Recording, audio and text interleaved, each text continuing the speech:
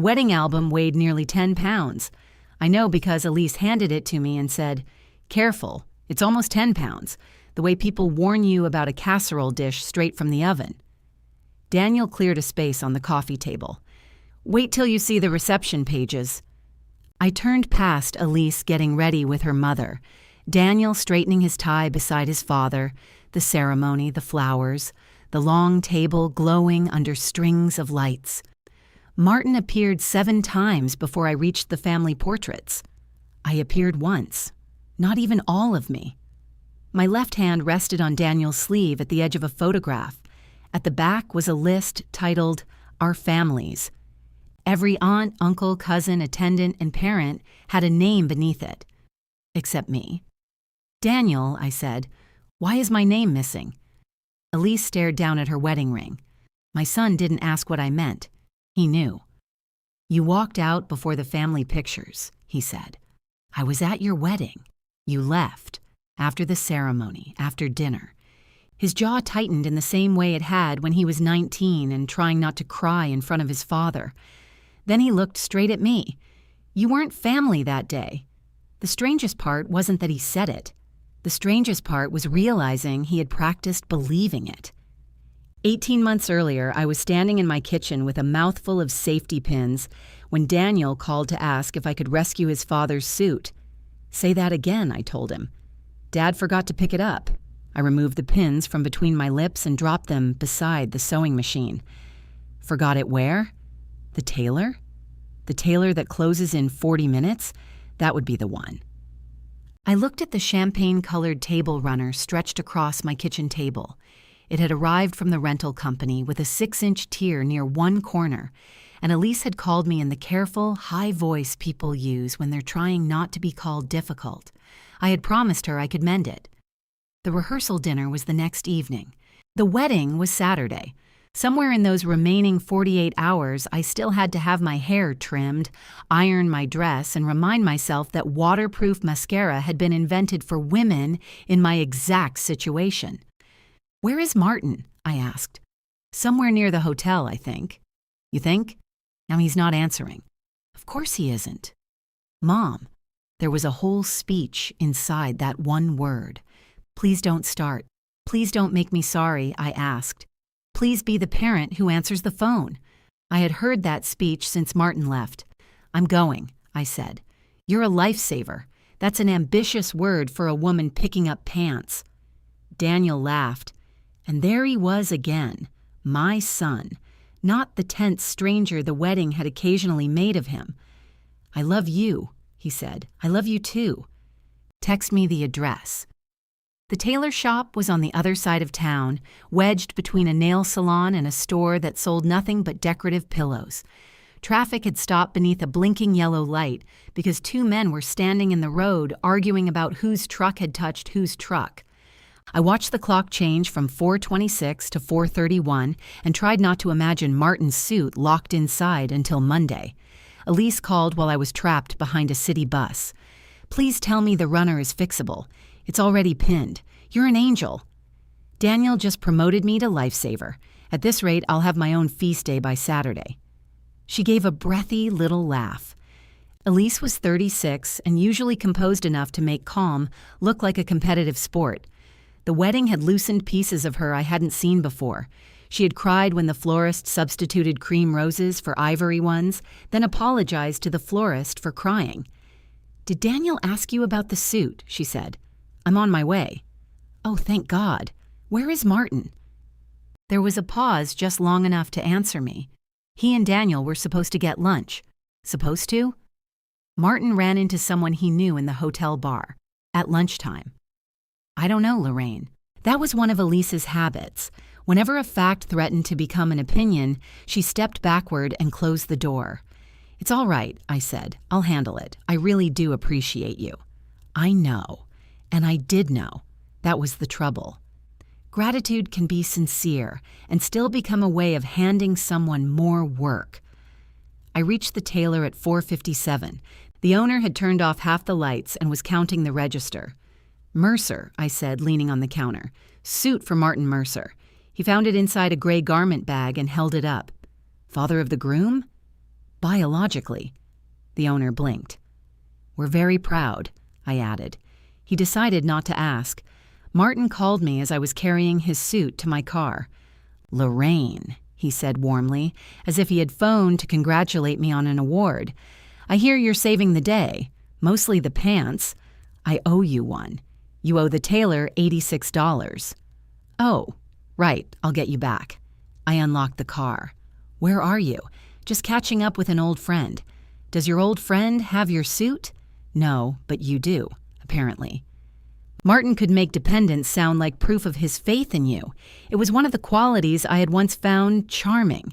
He would forget an umbrella and compliment you on your foresight while standing under yours. Daniel's worried, I said. He worries too much. He learned from watching unreliable people. Silence held for half a second. Then Martin chuckled. Still sharp, still late. Listen, I was thinking we should get a picture together Saturday. You, me, Danny, one for the mantle. I put the suit across the back seat so it wouldn't crease. Whose mantle? You know what I mean. For him. Daniel had not been Danny since his first year of college, but Martin used the name like a key to a house he no longer owned. If Daniel wants one, I'll take one, I said. That's the spirit. Clean slate. Martin, a wedding photographer is not a priest. You always did know how to make things heavy, and you always needed somebody else to carry them. This time the silence lasted longer. See you tomorrow, Lorraine. I have your suit. I knew I could count on you. He hung up before I could tell him that wasn't the compliment he thought it was. When I got home, Paula was sitting on my front step with 2 iced coffees and a paper bag from the sandwich shop. My sister had let herself through the side gate, but refused to use the spare key because, according to her, entering an empty house made her feel like a burglar with orthopedic shoes. She looked at the garment bag over my arm. Please tell me you're not marrying anybody. It's Martin's. That's worse. He forgot to pick it up. Did he also forget he left you 20 years ago? 17. Time flies when a man isn't helping. Paula followed me inside and set the food beside my sewing machine. At 63, she wore her silver hair cropped short and owned 6 pairs of reading glasses, none of which were ever near the things she wanted to read. She put on the red pair and inspected the damaged runner. That wedding has too much beige, she said. Champagne. It's beige with a publicist. I sat down and guided the fabric beneath the needle. The machine began its steady hum. Paula unpacked turkey sandwiches and watched me sew. You've picked up flowers, changed the hotel reservation, hemmed Daniel's pants, and now rescued Martin's suit. I didn't pick up the flowers. I drove Elise to inspect the flowers. Forgive me, I overstated your involvement. They're nervous. They're getting married, not invading Normandy. Weddings make people strange. No, weddings give strange people matching napkins. I smiled despite myself. Paula slid my sandwich closer. When are you getting your hair done? Tomorrow morning. Your nails? I have nails. Those are gardening equipment. I'll put polish on them. She studied me over the top of her red glasses. And where are you sitting? At the family table. Which family table? There's only one. I kept my eyes on the seam. That wasn't entirely true. The original seating plan had placed me beside Daniel, with Elise's parents on his other side. Then Martin confirmed he was coming, and Elise's mother suggested symmetry. Bride's parents together, groom's parents together. Martin and I had not sat together since Daniel's college graduation, when Martin spent 2 hours whispering comments about the speaker's hair and tried to hold my chair whenever I stood. Daniel had called me afterward. It's only dinner, Mom. I know. I just don't want Dad shoved off with the cousins. Then sit him near you. You're supposed to be near me. So is he. Daniel had gone quiet. He wanted the photograph of a healed family without the conversation required to create one. In the end, I agreed to sit beside Martin. Paula knew all of that. She also knew I was not going to discuss it while I had a moving needle under my fingers. She bit into her sandwich. Has Daniel thanked you? Repeatedly. Has he noticed you? That's not the same question. No, it isn't. The needle reached the end of the tear. I lifted the presser foot, trimmed the thread, and smoothed the repaired corner with my palm. Unless somebody went searching for the damage, they would never know it had been there. Paula watched me fold the runner. "You do beautiful work," she said. "It's on the underside." I wasn't talking about the runner. I gave her a look. She raised both hands. "Fine. No wisdom." I forgot the house rule.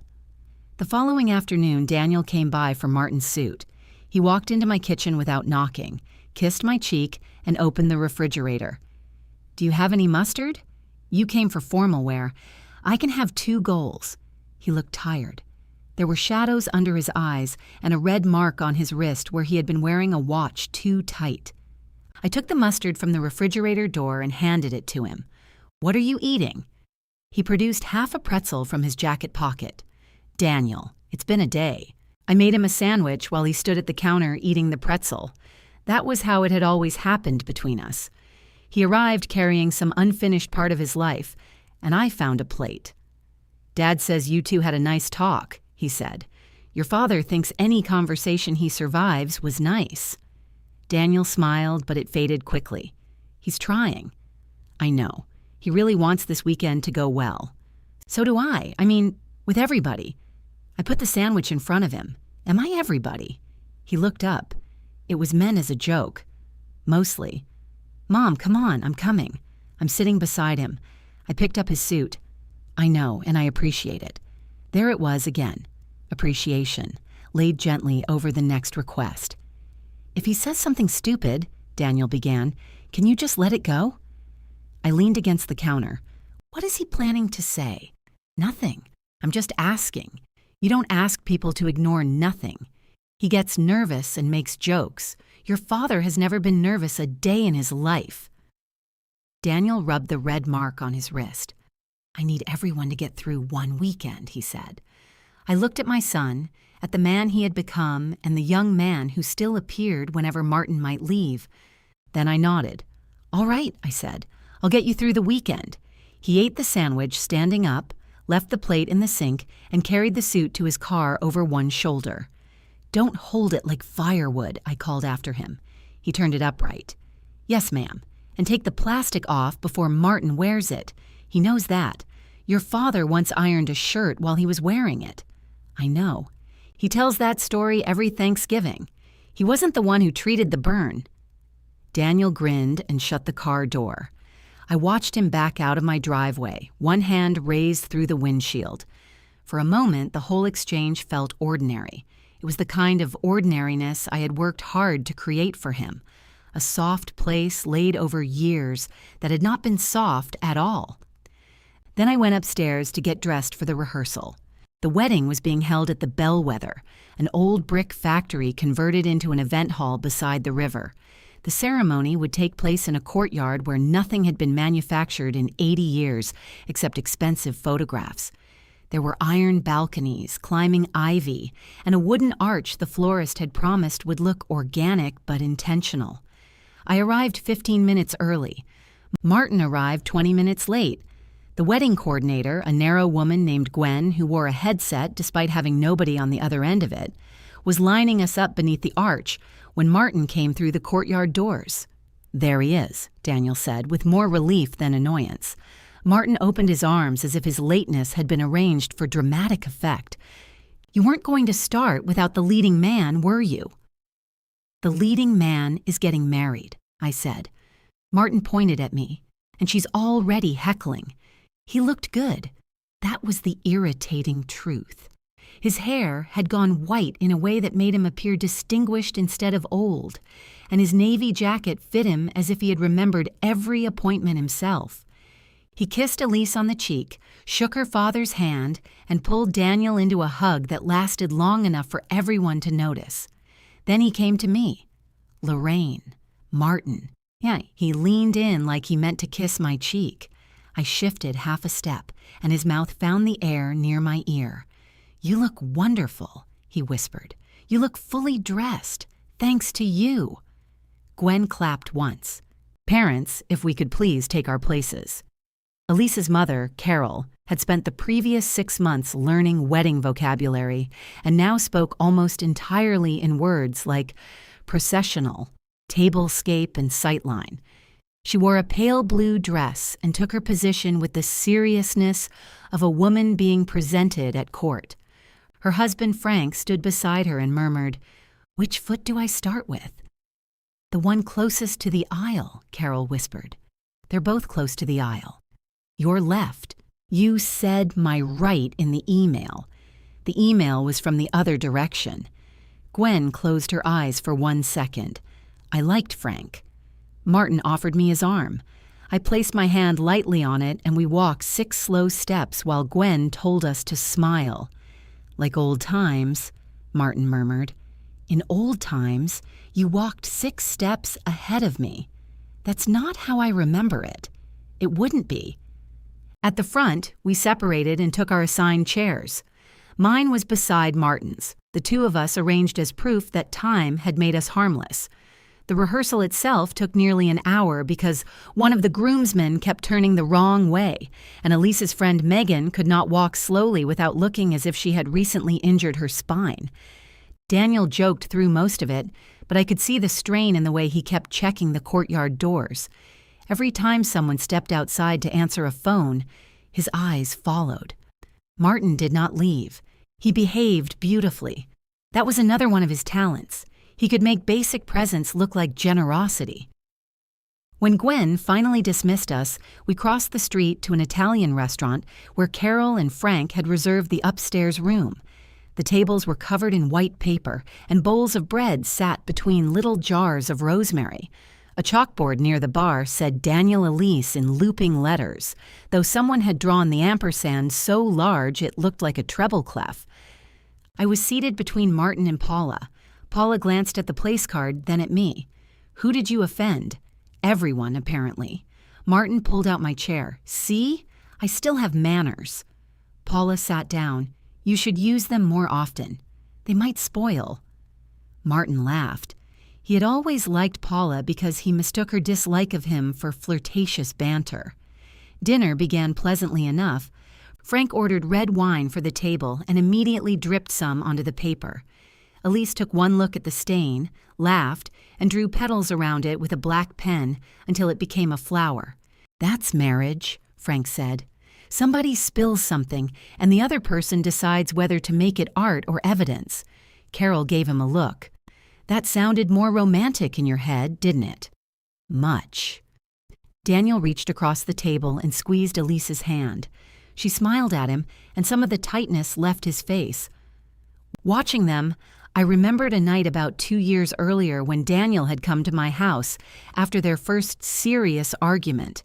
He had sat at my kitchen table until midnight, explaining that Elise alphabetized her spices but could never remember where she put her phone. He had been furious with her, and underneath the fury was wonder. He had never expected another person's habits to matter so much to him. "She drives me crazy," he had said. "That's one possible sign of intimacy. What's another?" "You keep talking about her after midnight." He called her before leaving my driveway. At the rehearsal dinner, he looked at her the same way, annoyed, relieved, amazed she was there. I wanted the next day to be perfect for them. That desire made me more foolish than I knew. After the plates were cleared, Frank stood to make a short toast. He talked about Elise as a determined woman who had once negotiated the return of a defective toaster for 45 minutes because it wasn't about the money. It was about standards. "It was smoking," Elise said. "It had one bad setting. It had 2 settings, Dad. Off and fire." Everyone laughed. Frank welcomed Daniel into the family, raised his glass, and sat down before sincerity could embarrass him. Then Martin stood. Daniel's hand stopped halfway to his wine glass.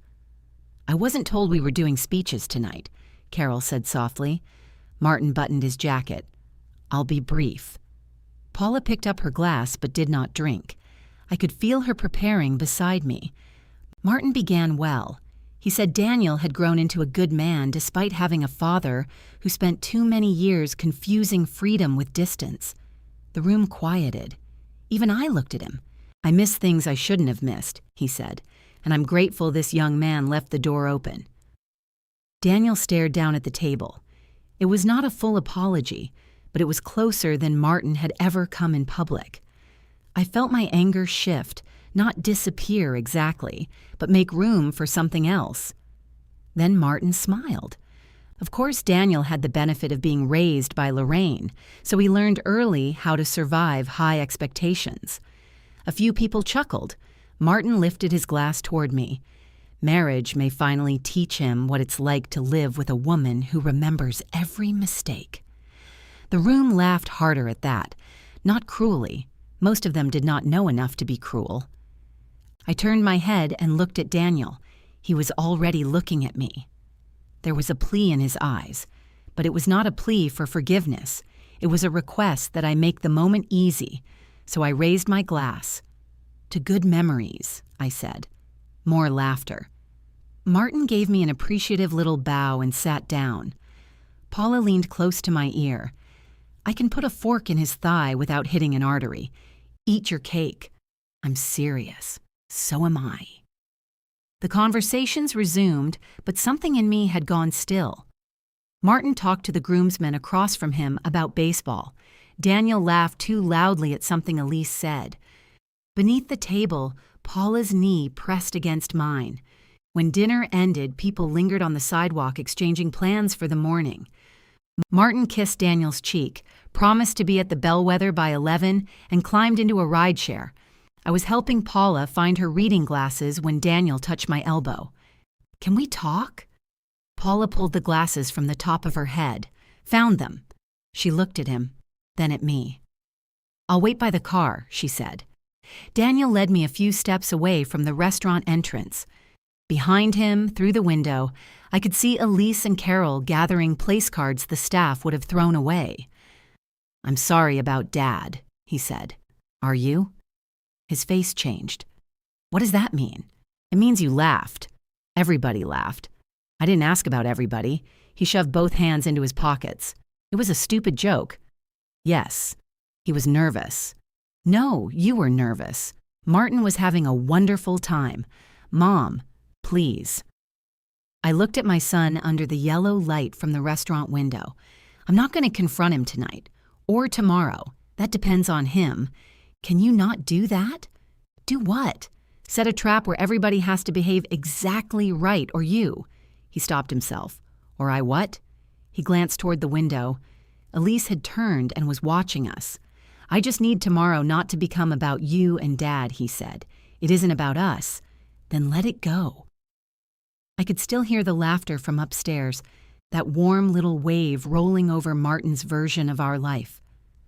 "I will be courteous," I said. "I will sit beside him. I will stand in every photograph you want. But if he humiliates me tomorrow, I won't sit there smiling so you can pretend we're healed." Daniel's shoulders dropped. "Why would he humiliate you? He did it 10 minutes ago. He made a joke. At my expense. He admitted he made mistakes, and then made me responsible for them. You always hear the worst thing, because somebody has to hear it." He looked away. A car passed slowly, music thudding behind closed windows. "I don't want to choose between my parents at my wedding," he said. The words came out smaller than the rest. I softened despite myself. "Then don't." "That's easy for you to say." "No, Daniel. It has never been easy for me to say anything about your father. I spent years measuring every sentence so you wouldn't think I was trying to take him away from you. He left you, Mom. He didn't leave me." I stared at him. He heard it after it was too late. I didn't mean, "Yes, you did." No, I mean, it was different with me. It was. He rubbed his wrist where the watch had left its mark. He wasn't wearing it now, but the skin was still red. "Please," he said, "just get me through tomorrow." There it was again. I could have told him he had already asked. I could have reminded him that getting him through things had become the shape of my life. Instead, I thought about him at the altar the next day, waiting for the woman he loved. I thought about Elise turning a wine stain into a flower. "I'll do my best," I said. It was not the promise he wanted, but he kissed my cheek as if it were. The next morning, I woke before the alarm and found a message from Martin sent at 2:13. "Beautiful toast, partner. Here's to clean slates." I deleted it, showered, and drove to my hair appointment. By 10, my hair was pinned into something softer than I would have chosen. My nails were painted a pale color, Paula called landlord white, and the repaired runner was folded in a box on my back seat. I wore a button-down shirt so I would not destroy my hair, changing into my dress. At the bellwether, Carol met me just inside the service entrance. "The runner," she said, seeing the box. "Good morning to you, too."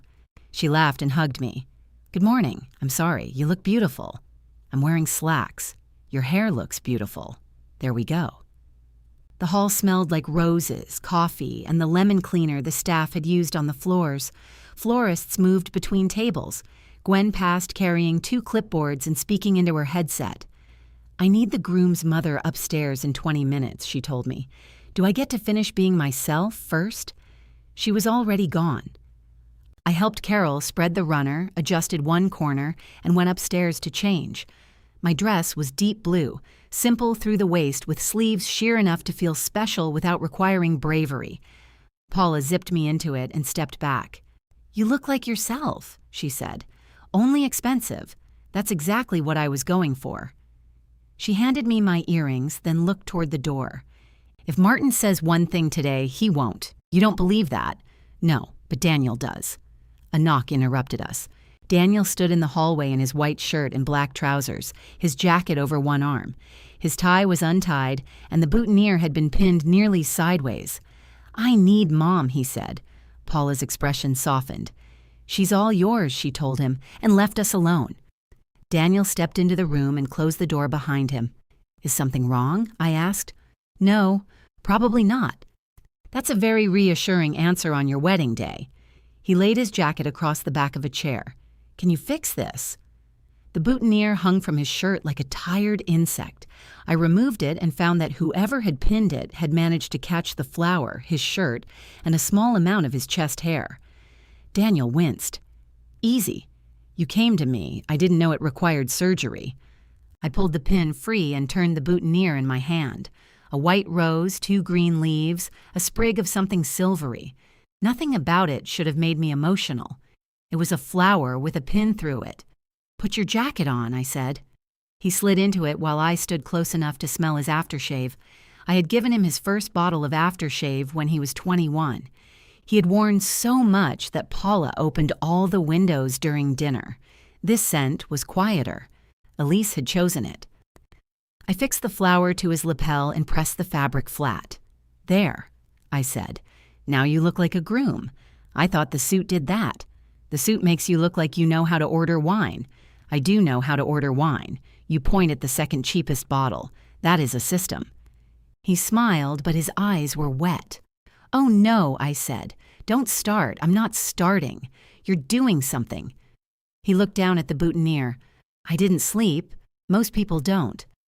"What if I forget the vows?" "Gwen will tackle you and whisper them in your ear. What if Elise changes her mind? Then Carol will tackle her." He laughed. I straightened his tie, though it was already straight. He put his hands lightly on my shoulders. "Thank you," he said. "For the flower? For all of it." The words landed in the tender place where I kept every version of him at once. The man in front of me. The 19-year-old standing in our front window after Martin drove away. The 25-year-old pretending not to need help assembling a bookcase. The 38-year-old about to promise another person he would stay. "You're welcome," I said. He leaned forward and rested his forehead against mine for one breath. Then someone knocked. "Daniel?" Gwen called. "If you're with your mother, I need her downstairs. If you're not with your mother, I still need her downstairs." He stepped back. "Duty calls." "I thought today was about you. Apparently, it's about Gwen." The courtyard had filled while I was upstairs. Nearly 100 adults sat in rows beneath the ivy-covered walls, fanning themselves with folded programs. A string quartet played near the arch. The cellist looked so stern that I wondered what the violinist had done. Martin was waiting at the end of the aisle. He wore the rescued suit and a silver tie. The jacket fit beautifully. "Look at you," he said. "Look at my $86. I have cash. Keep it in your pocket until after the ceremony. I don't want people thinking I'm charging by the aisle." He offered his arm. "Truce? We're walking 20 feet, Martin. I'll take what I can get." Gwen lined us up behind Carol and Frank. Ahead of them, the attendants whispered and adjusted each other's clothes. Someone's phone began playing a weather alert, and 3 people frantically checked their pockets. The music changed. Frank and Carol started down the aisle. Martin covered my hand with his where it rested on his arm. "You did a good job with him," he said quietly. I turned to look at him. His expression was serious. For once, there was no smile waiting behind the words. "We both did," he added. There it was. I faced forward. "Walk, Martin." We moved into the courtyard. The guests stood. For half a second, I could not find Daniel. Then I saw him beneath the arch, shoulders squared, boutonniere straight. His face softened when he saw me. Not us. Me. That was what I believed. Martin and I reached the front and separated. He squeezed Daniel's shoulder as he passed. I kissed my son's cheek. "Don't lock your knees," I whispered. "What?" But Gwen was already guiding me to my chair. When Elise appeared at the far end of the aisle with Frank, Daniel exhaled so hard that the microphone picked it up. Everyone laughed, including Elise. She looked beautiful. But more than that, she looked certain. Her eyes stayed on Daniel the entire way. The ceremony lasted 22 minutes. I know because Paula timed it for no reason she could explain. Daniel remembered his vows. Elise stumbled over the word companionship, said compan-onion-ship, and had to stop laughing before she could continue. Even Martin behaved. He handed me a tissue without comment when Daniel's voice broke. For those 22 minutes, everything was simple. Afterward, the photographer hurried us beneath the arch before the light shifted. He took photographs of Daniel and Elise, then added the wedding party, then the parents. Martin stood beside me with one hand floating just above my waist because he knew better than to place it there. "Closer," the photographer said. "This is close," I told him. "It won't look close in the picture." "That's because it isn't." Daniel groaned. "Mom." The photographer laughed as if we were a delightful family. He took 3 pictures. In the last one, Daniel reached over and pulled me against his side. I looked up at him, surprised, just as the flash went off. "That might be the one," the photographer said. It was not in the album. The reception hall glowed under strings of amber lights. The repaired runner lay across the long family table, with the mended corner hidden beneath Carol's place setting. People drank champagne and told me how lovely the ceremony had been, as though I had performed it myself. At dinner, Martin sat on my left and Paula on my right. "You again," he said to Paula. "Apparently they ran out of decent people. I've missed you. I haven't moved." He laughed and reached for the butter. The meal arrived. Daniel and Elise moved from table to table, accepting hugs and posing for photographs. When they reached ours, Elise bent to kiss my cheek. "Thank you for everything," she said. "You're welcome." She smelled like roses and hairspray. Daniel squeezed the back of my chair. "You okay?" "I'm fine." He studied my face as if looking for evidence. Martin raised his wine glass. "She's been on her best behavior." Daniel gave a warning smile. "Dad, what?" That was a compliment. "Eat your chicken," I said. Daniel moved on. Paula leaned toward me. "You should have let me bring the fork." The official toasts began after dinner. Megan told a story about Elise returning a rental car because the windshield wipers squeaked. The best man described Daniel as the only person he knew who could research a weekend trip for 3 weeks and still forget socks. Then Martin took the microphone. I looked at Daniel. He did not look at me. Martin stood beside the dance floor with one hand in his pocket, relaxed and handsome. He began by saying he had not always been the father Daniel deserved.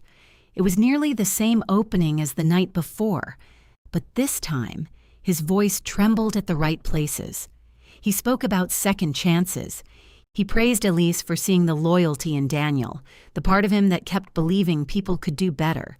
He said he was proud to have been welcomed back into his son's life. Applause moved through the room. Daniel's eyes shone. Elise held his hand. Then Martin smiled. Of course, that loyalty didn't come from nowhere. Daniel was raised by a woman who never let anybody forget a promise, a birthday, an unpaid bill, or a mistake made in 1997.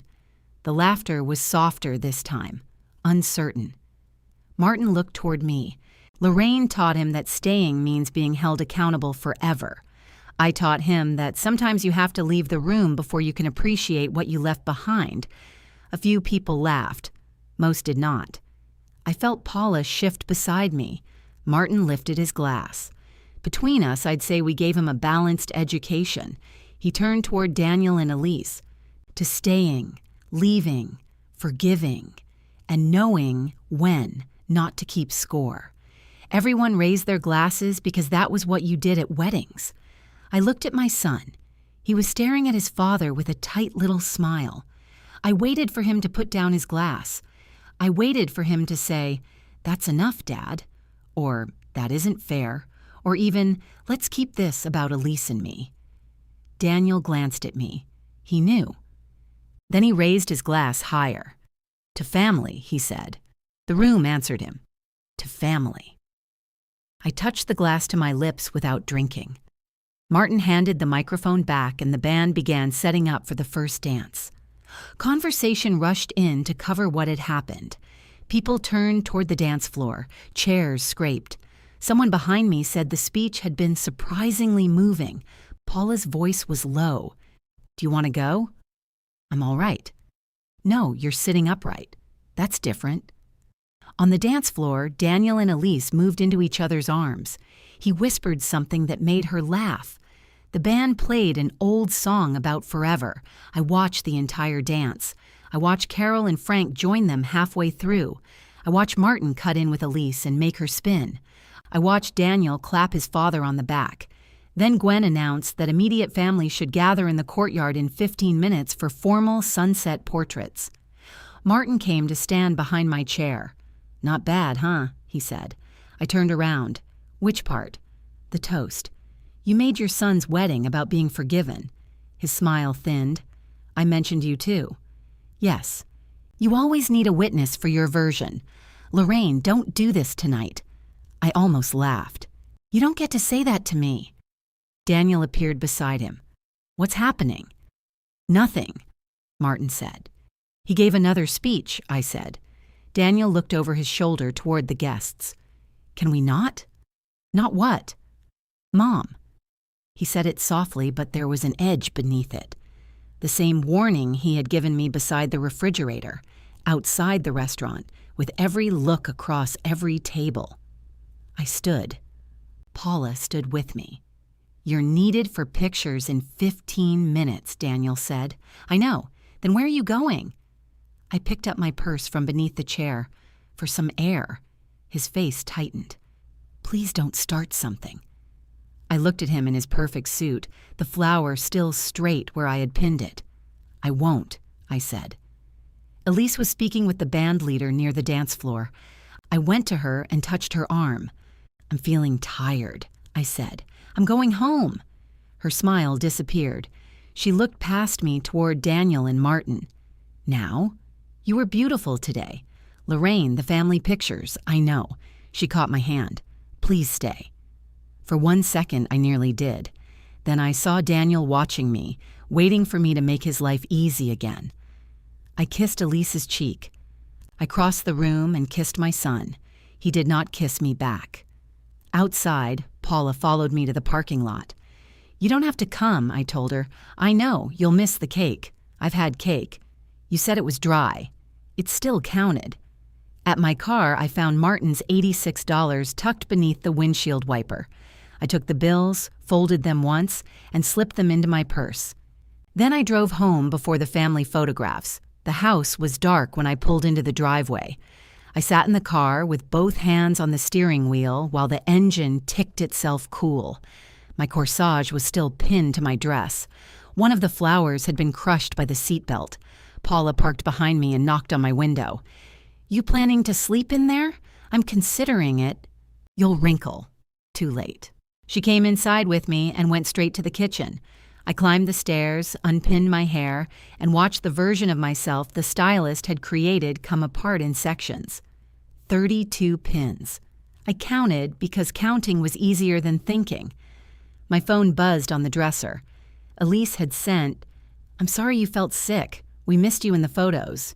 Get some rest." I read it twice. She was giving me an explanation I had never offered. I could accept it and let the evening close neatly around that lie. Instead, I wrote, "I wasn't sick. I'm sorry I left before the pictures.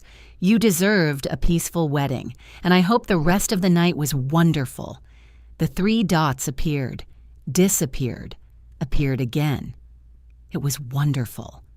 I wish you'd stayed. That was all. There was nothing from Daniel. Downstairs, Paula had opened a bottle of wine and located the bag of pretzels I kept above the refrigerator. "I couldn't find any cake," she said. "You searched?" I was thorough. I sat at the kitchen table, still in my dress. Paula poured a glass and pushed it toward me. "Daniel will call tomorrow." "I know. Don't apologize for leaving. I should have stayed for the pictures." "No, it was his wedding. And I could have stood there 15 more minutes. You could have stood there all night. You could have served breakfast. That doesn't mean you were required to."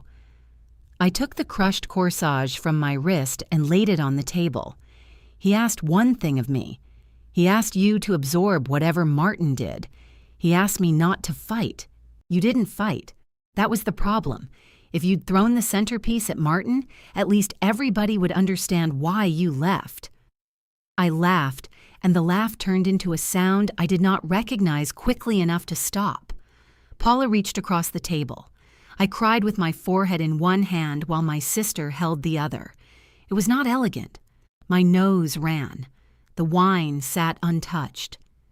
At some point, Paula got up and brought me a box of tissues without letting go for long. "I hate that he saw me go," I said. "Daniel?" I nodded. "He saw everything before that, too." "No. He saw what he needed to see." Paula's mouth tightened, but she did not argue. Daniel called at 9 the next morning. I had slept for 3 hours and was drinking coffee in my robe. My blue dress hung from the top of the pantry door because I had been too tired to carry it upstairs after Paula unzipped me. "Hi," I said. "Are you okay?" There was no good answer. "I'm tired. Elise said you weren't sick." "I wasn't." "Then why did you tell her you were?" "I told her I was tired." "You know what she thought," I corrected her. He exhaled sharply. "We spent half an hour looking for you. You watched me leave. I thought you were coming back. I said I was going home. I thought you were being dramatic." The bluntness of it almost impressed me. "Did the rest of the night go well?" I asked. "That's not the point. It matters to me. It was fine. We cut the cake. We danced. Dad left around midnight. Good. We took the family pictures without you." I looked at my dress hanging crooked from the pantry. "Yes," I said. "The photographer kept asking where the groom's mother was. What did you tell him? That you left." There was accusation in the sentence, but something else too. Embarrassment. The photograph had failed to match the story Daniel wanted his wedding to tell. "I'm sorry I missed the pictures," I said. "You embarrassed me. Martin embarrassed me. So this is about getting even?" "No. You knew leaving would make everybody ask questions. I didn't announce it. I didn't take the microphone. I didn't even take Paula with me. She chose to come." "You made Aunt Paula miss the reception, too?" I closed my eyes. "She's 63, Daniel. She can leave a building without permission." He was silent. "I asked you for 1 day," he said, "and I gave you most of it. That's not how family works." The sentence lodged somewhere inside me, though I did not yet understand why. "I'm not doing this over the phone," I said. "What are we doing exactly?" "Hurting each other. You already did that." He hung up. At noon, he sent me a picture from the ceremony. He and Elise stood beneath the arch, laughing at something the officiant had said. They looked happy. I wrote, beautiful, because they were. We did not speak while they were away on their honeymoon. When they returned, Elise called to thank me for the wedding gift and tell me about a restaurant where Daniel had accidentally ordered octopus after insisting he understood the menu. Her voice was bright and cautious. Neither of us mentioned the photographs. Daniel came to Sunday dinner the following week. He arrived with Elise and a bottle of grocery store wine, kissed my cheek, and asked if I needed help. When I handed him a salad bowl, he carried it to the table as if we had completed a difficult negotiation. Paula watched us from the stove. During dinner, Daniel told a story about the hotel losing their reservation for the final night. Elise corrected 3 details. We laughed. We passed bread. Daniel took 2 containers of leftovers home. No one apologized. That became the shape of the next 18 months. We resumed before we repaired. Daniel came for dinner most Sundays, sometimes with Elise, sometimes alone. He called when his car made a noise he did not recognize and when he needed help choosing Carol's birthday present. Elise and I went to lunch. Martin appeared at Thanksgiving and behaved well enough that everyone congratulated him with their relief. The wedding stayed in a careful corner. Once, Elise showed me a photograph of herself and Daniel on the dance floor. I asked if they had received the full gallery. "We're still choosing the album pictures," she said. "That takes a long time. Daniel has opinions." "About photographs?" "About the story of the day." She smiled when she said it, but her eyes moved toward the kitchen, where Daniel was packing leftovers. I should have asked what story he meant. I didn't. The boxes from the wedding collected in my spare room.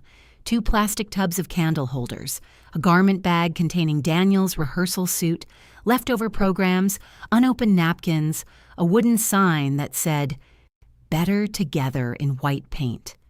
Daniel and Elise's apartment had limited storage, so they asked if I could keep everything for a little while.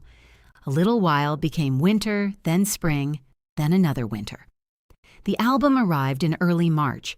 Daniel invited me over on a Sunday afternoon. Elise had made coffee and arranged store-bought cookies on a ceramic plate.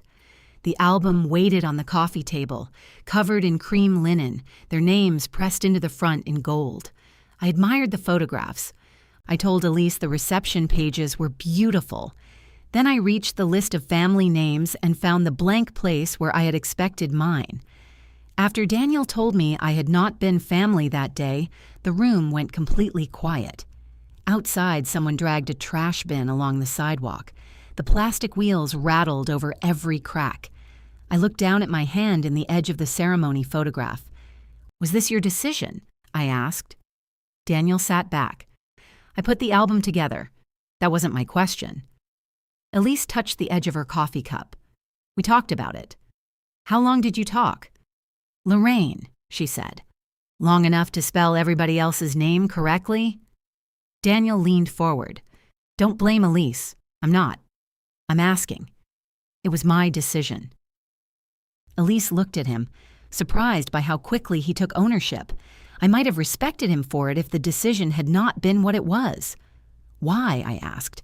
"I told you. You said I left." "You did. I was there when you got married. I walked down the aisle. I stood in the photographs under the arch.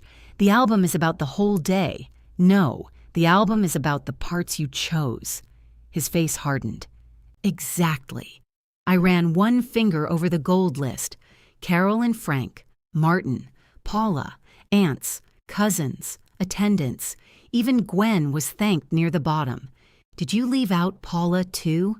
She wasn't immediate family. Her name is right there. That's different. How? She didn't make the day about herself. The words landed cleanly. Elise said, "Daniel." "No, if we're finally going to talk about it, let's talk." Mom promised me she wouldn't start anything with Dad, and then she walked out because he made one stupid joke. 2, I said. "What?" "2 dinners. 2 jokes. That is not the point. It is to me." He stood and walked to the window. "You knew what leaving would do. I knew what staying would do." "To who?" "You?" "Yes, Daniel. To me." He turned around. "It was my wedding, and I was your mother. You were supposed to be there no matter what. I was there until I couldn't be. That's a nice way to say you chose your pride over your son. Elise got up. I'm going to make more coffee. No, I said gently. Please stay. She stopped. If she left, she could later tell herself she had not heard the rest. I would not help either of them do that. I closed the album. I need to understand, I said. When you decided not to include my name, were you still angry? Daniel looked at me without answering. Or were you punishing me? I was telling the truth. A book can't tell the truth, honey. People choose what goes in it. His mouth tightened at honey. I had called him that all his life, but in that room it sounded like something I no longer had permission to say. I chose the people who acted like family, he said. I stood. My knees felt oddly unsteady. Elise moved toward me. Lorraine, please don't leave like this. How should I leave? We can fix the page. Daniel stared at her. No. She looked back at him. Her name should be in it. You agreed. I agreed because you said it mattered to you. It does. There was their marriage in one small exchange, Elise protecting the decision because Daniel needed it, Daniel treating her protection as belief. I picked up my purse. Mom, he said, if you walk out again, don't turn it into something I did. I looked at the album between us. You already turned me leaving into who I am. He did not follow me. At home, the dining table was set for the dinner I had planned after their invitation.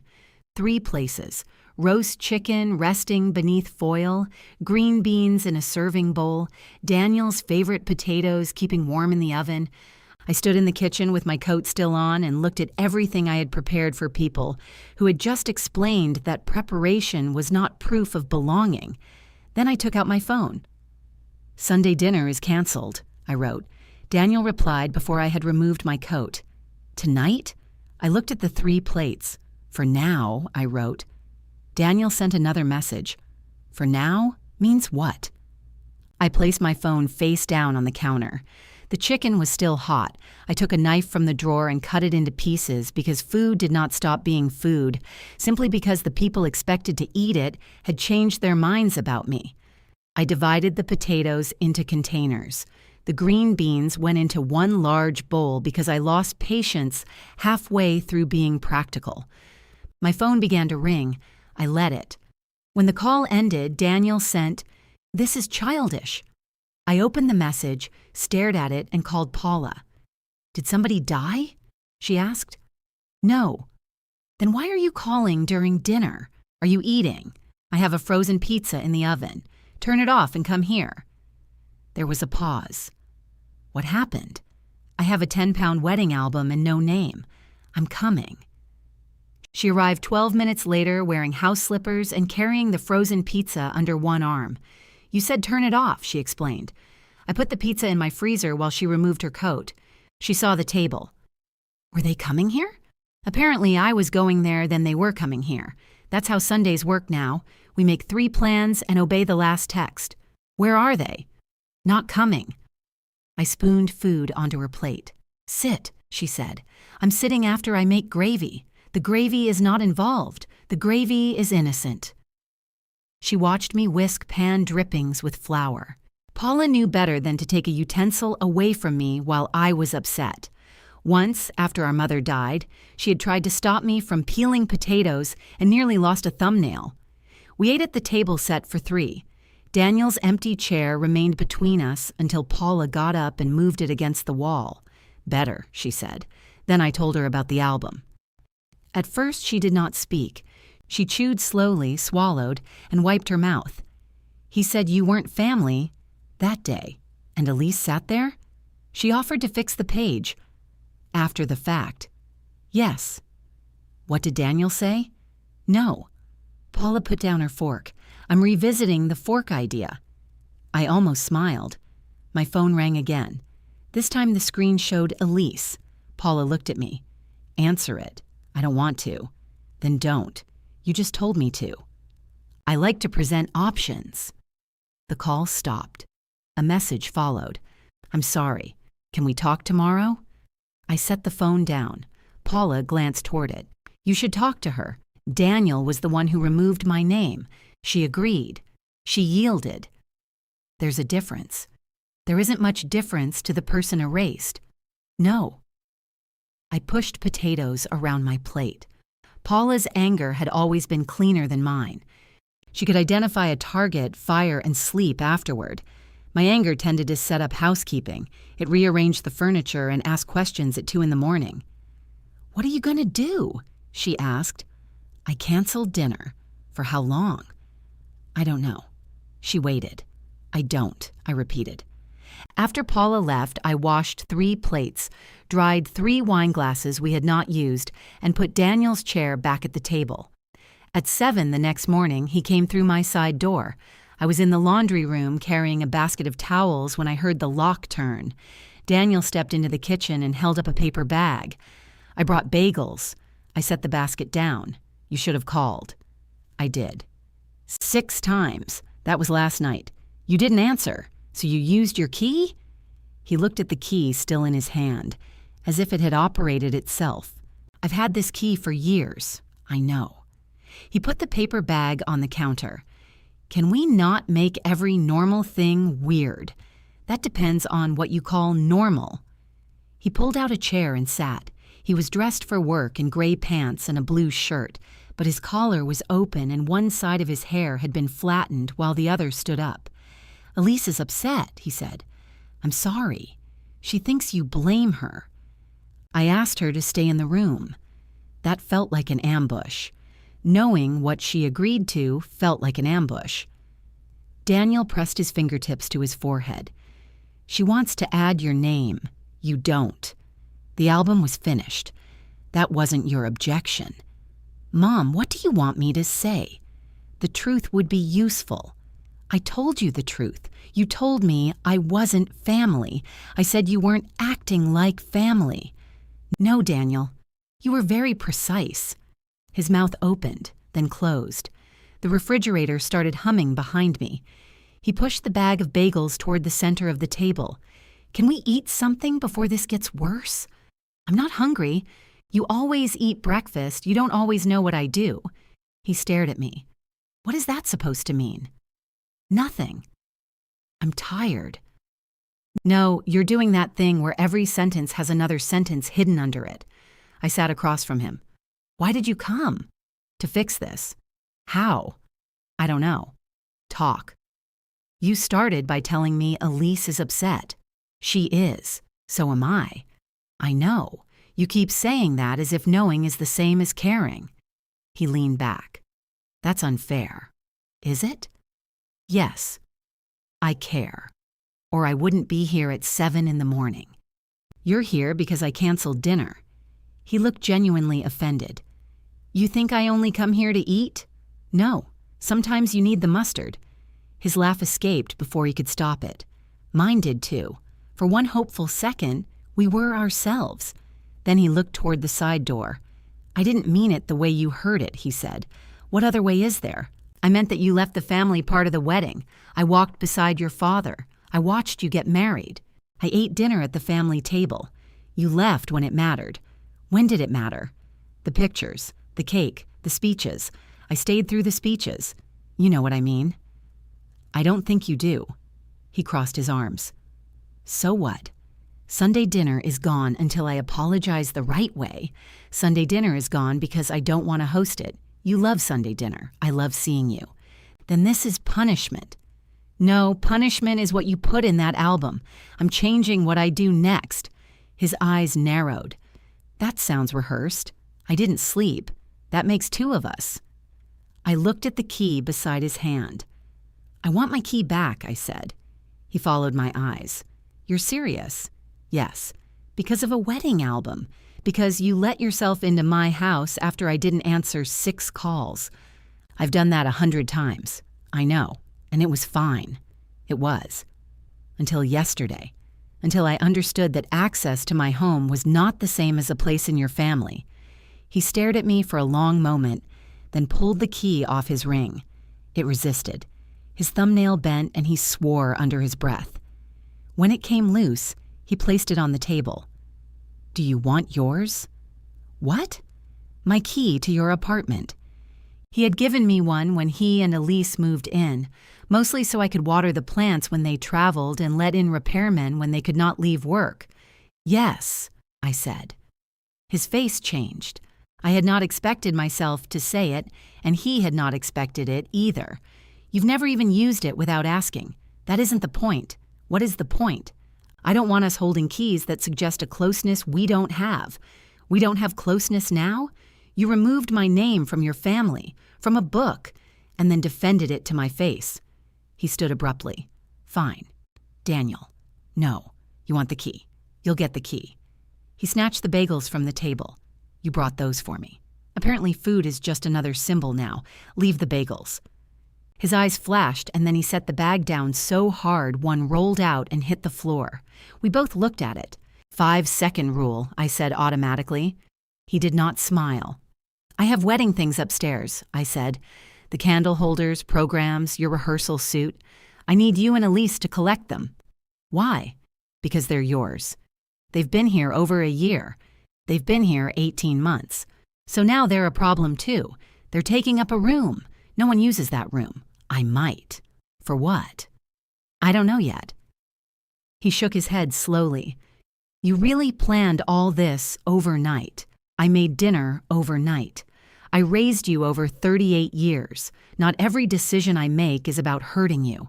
Could have fooled me. He walked out through the side door without saying goodbye. The bagel remained on the floor. I picked it up, threw it away, and ate the other one standing at the counter. That afternoon, Daniel sent me a picture of my apartment key on his palm. I'll mail it. Bring it when you collect the boxes, I wrote. His reply came immediately. Throw them away. I looked toward the stairs. No, they're yours. Please collect them by April 15th. He did not answer. The next Sunday, I woke at 6 because my body thought it had work to do. For years, Sunday had begun before daylight. I would make dough or chop vegetables while the radio played softly, then spend the afternoon pretending the meal had happened with no effort. Daniel liked to arrive when the house already smelled finished. At 8, I stood in front of the refrigerator holding a carton of eggs. There was no reason to make the breakfast casserole he liked, no reason to thaw the roast, no reason to check whether Elise was still avoiding mushrooms. The freedom of it felt terrible. I made 1 egg and ate it over the sink. At 11, I went to the garden store for potting soil I did not need. At noon, I walked every aisle of a home goods store and bought 2 kitchen towels. By 3, I was home again, listening to the clock in the dining room. My phone remained silent. At 5:30, the time Daniel usually arrived, headlights crossed the front window. I stood before I could stop myself. The car continued down the street. I sat again. On the table, his key lay beside the little wooden bowl where I had always kept mine. I picked it up and carried it upstairs. The spare room smelled faintly of cardboard and the vanilla candles from the wedding. I opened one of the tubs. Inside were brass-colored holders wrapped in tissue paper, stacks of unused programs, and the white wooden sign. Better together. I turned it face down and began clearing a path through the room. Beneath the sign were 6 unopened packages of napkins, 2 rolls of ribbon, and a small paper box containing cufflinks engraved with D and E. I had never seen the cufflinks before. Daniel had worn the plain silver pair I gave him for his college graduation. I remembered fastening one when his hands shook before the ceremony. I put the engraved pair with his suit. The programs were printed on thick cream paper. I opened one and ran my finger down the list of names. Mine was there, beneath Martin's. Parents of the groom. For 18 months, that program had been folded in a box upstairs while another version of the family sat on Daniel's coffee table. I kept 1 copy. The rest went back into the tub. By noon, I had arranged everything into 4 containers and 1 garment bag. I labeled them in black marker because otherwise Daniel would claim he could not tell what belonged to him. Wedding decor. Paper items, clothing, candles do not leave in heat. Then I cleaned the room. I did not know what I planned to do with it. I wiped shelves, opened the window, and vacuumed the pale rectangles where the boxes had protected the carpet from dust. The room looked larger, empty. It also looked pointless. That house had 3 bedrooms: mine, Daniel's old room, and the one I had called the spare room for 17 years, as if I had always expected someone to need it. Paula came over Monday evening and found me measuring the window. "Curtains?" she asked. "I don't know. You're measuring for something. I wanted to know how wide it was." "Did you suspect it had changed?" I lowered the tape measure. "I could make this my sewing room. Your sewing room is downstairs. I could move it. Why? More light." She looked at the bare floor, then at the wedding boxes lined against the wall. "You didn't waste time. He told me to throw them away. He says stupid things when he's mad. He says clear things when he's mad. That doesn't mean you have to obey everyone. I'm not throwing them away. You know what I mean." I folded the tape measure into my palm. "Do I?" Paula sighed and sat on the windowsill. "You canceled dinner. You took his key. You asked for yours. Now you've packed the evidence into neat little boxes. They were already in boxes. Neater boxes. What would you like me to do? I would like you not to turn one awful sentence into a permanent estrangement." I stared at her. Her face softened. "I'm on your side." "No, you agree with me.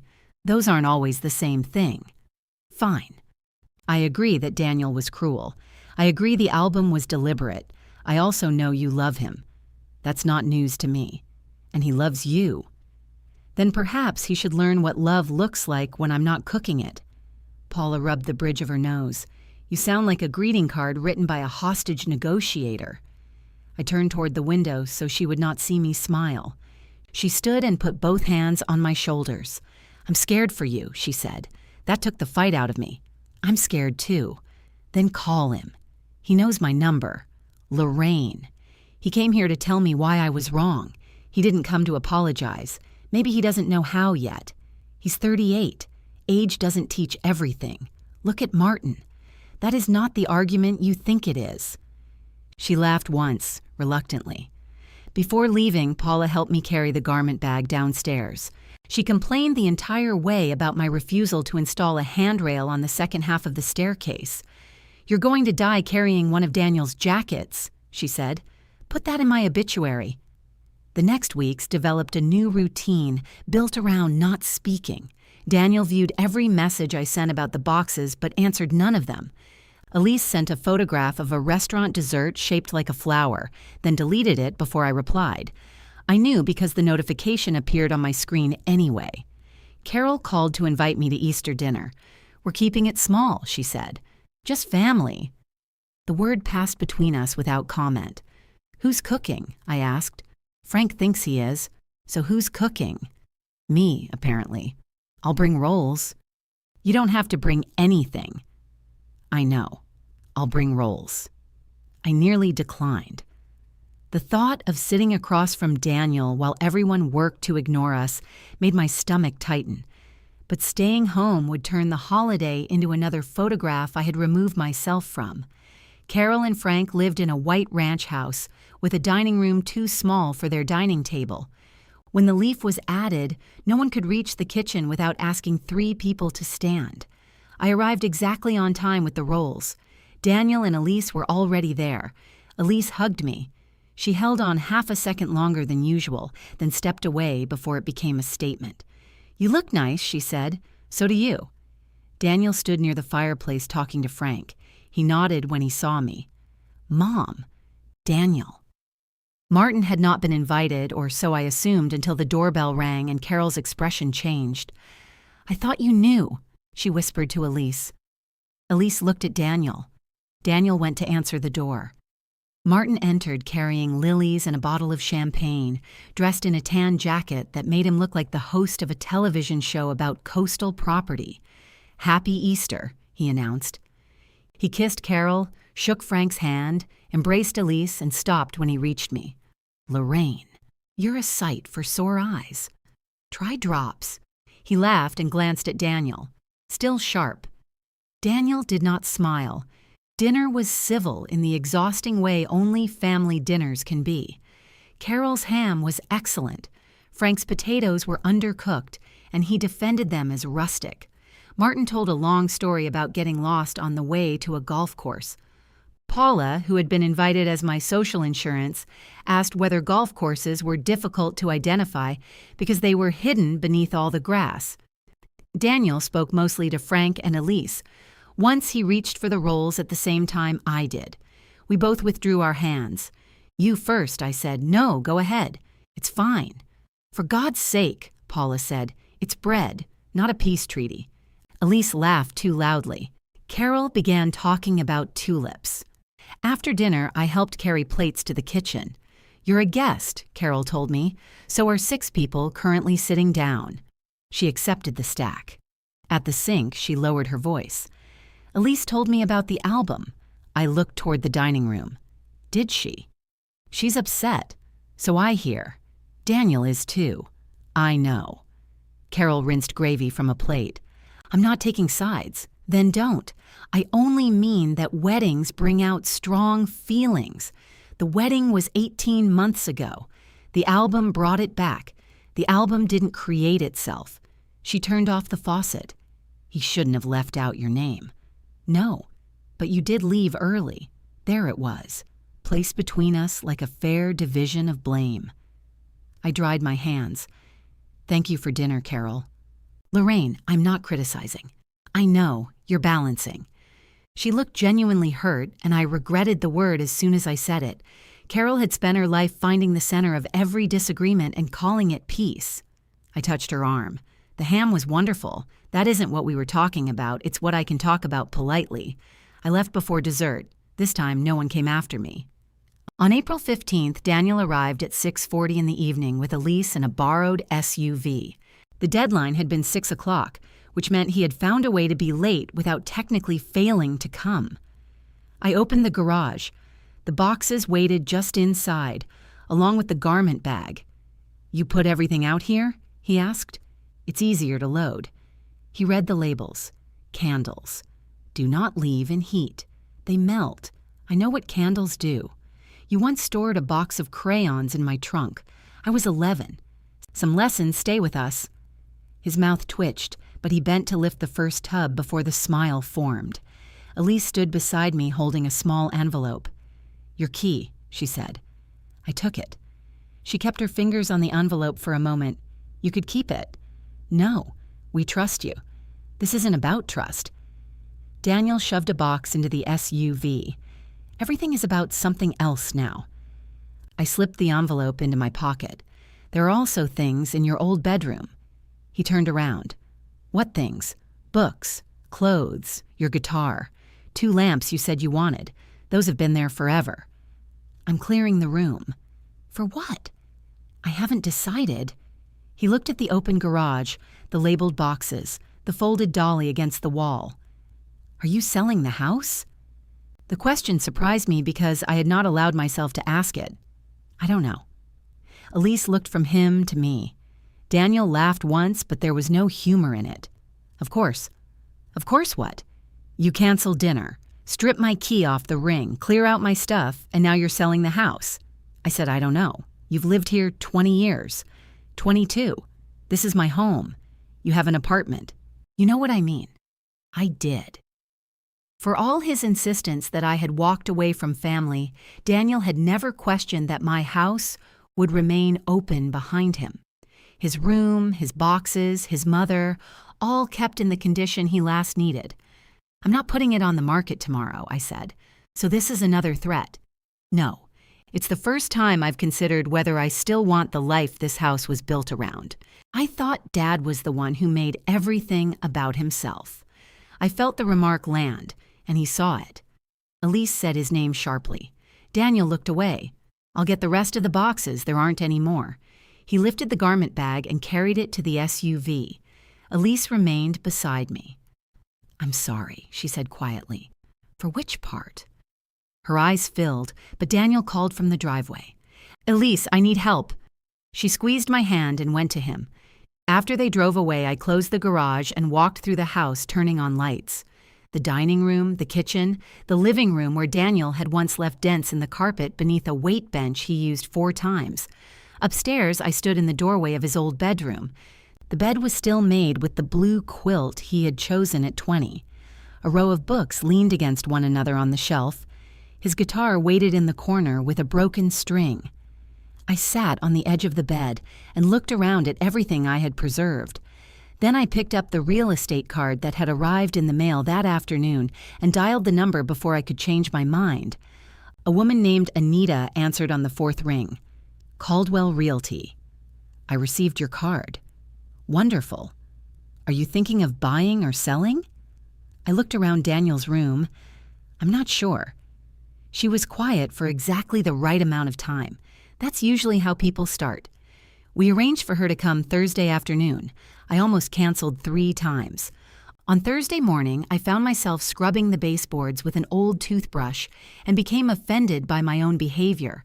Anita was coming to tell me whether I wanted to sell, not inspect the cleanliness of the wall behind my nightstand. Still, I finished the baseboard. She arrived in a plum-colored raincoat and low black shoes, carrying a leather folder. She was around my age with dark curls threaded through with gray and glasses attached to a beaded chain. I've passed this house for years, she said. Always admired the porch. The porch needs painting. All porches need painting. That's how porches maintain control. I liked her immediately, which made me suspicious. She toured the house without praising everything. The kitchen was well maintained but dated. The upstairs bathroom would benefit from new tile. The furnace was old but functional. When we reached Daniel's room, she paused. Is this still occupied? No. Guest room? Storage for a person who doesn't live here. She nodded as if that were a recognized category in real estate.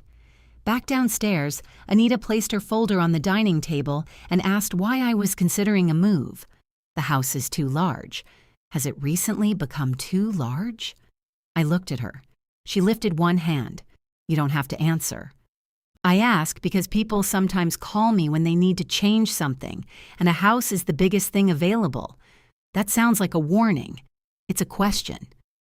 I sat across from her. My son is angry with me. Will he become less angry if you stay? No. Will you become less angry if you go? I don't know. Then we should separate the house from the argument as much as possible. She opened her folder and showed me recent sales in the neighborhood. The numbers did not make me rich or ruin me. They gave me options, which felt more dangerous. What would you want next? She asked. Less? That's not a property type. A smaller kitchen. 2 bedrooms, maybe. A little outdoor space.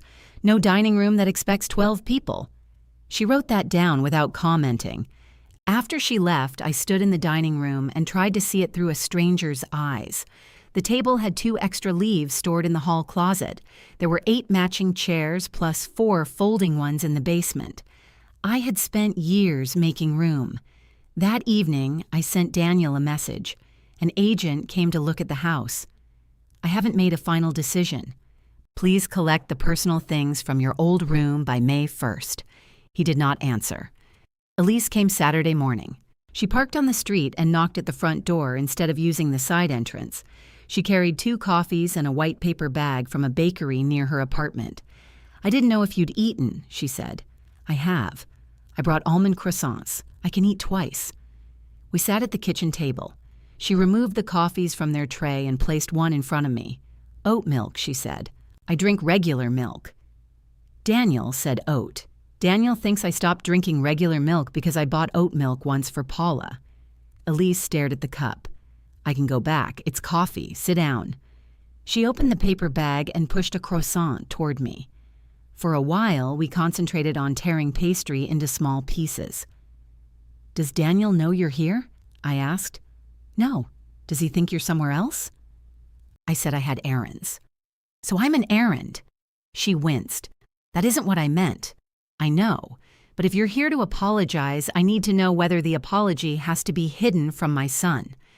She folded the top of the paper bag twice. I told him we should add your name. And? He said changing it now would be fake. Perhaps he's right. Her eyes lifted to mine. Adding my name because I found the omission would not change why he left it out. He was hurt. So was I. I know. The phrase sounded different from her than it did from Daniel, less like a defense, more like a confession. Elise wrapped both hands around her coffee. When we chose the photographs, I asked why there weren't more of you. Daniel said you weren't in the reception portraits. There were ceremony photographs, yes, and the three of us under the arch. She nodded.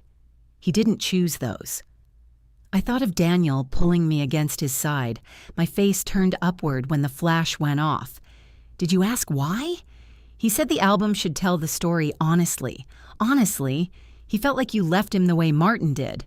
A laugh came out of me before I could decide whether it was cruel. Elise's expression tightened. That's what he said. Martin left for 17 years. I left a reception after dinner. I know they're not the same. Does Daniel? I think he knows logically. Logic should visit more often.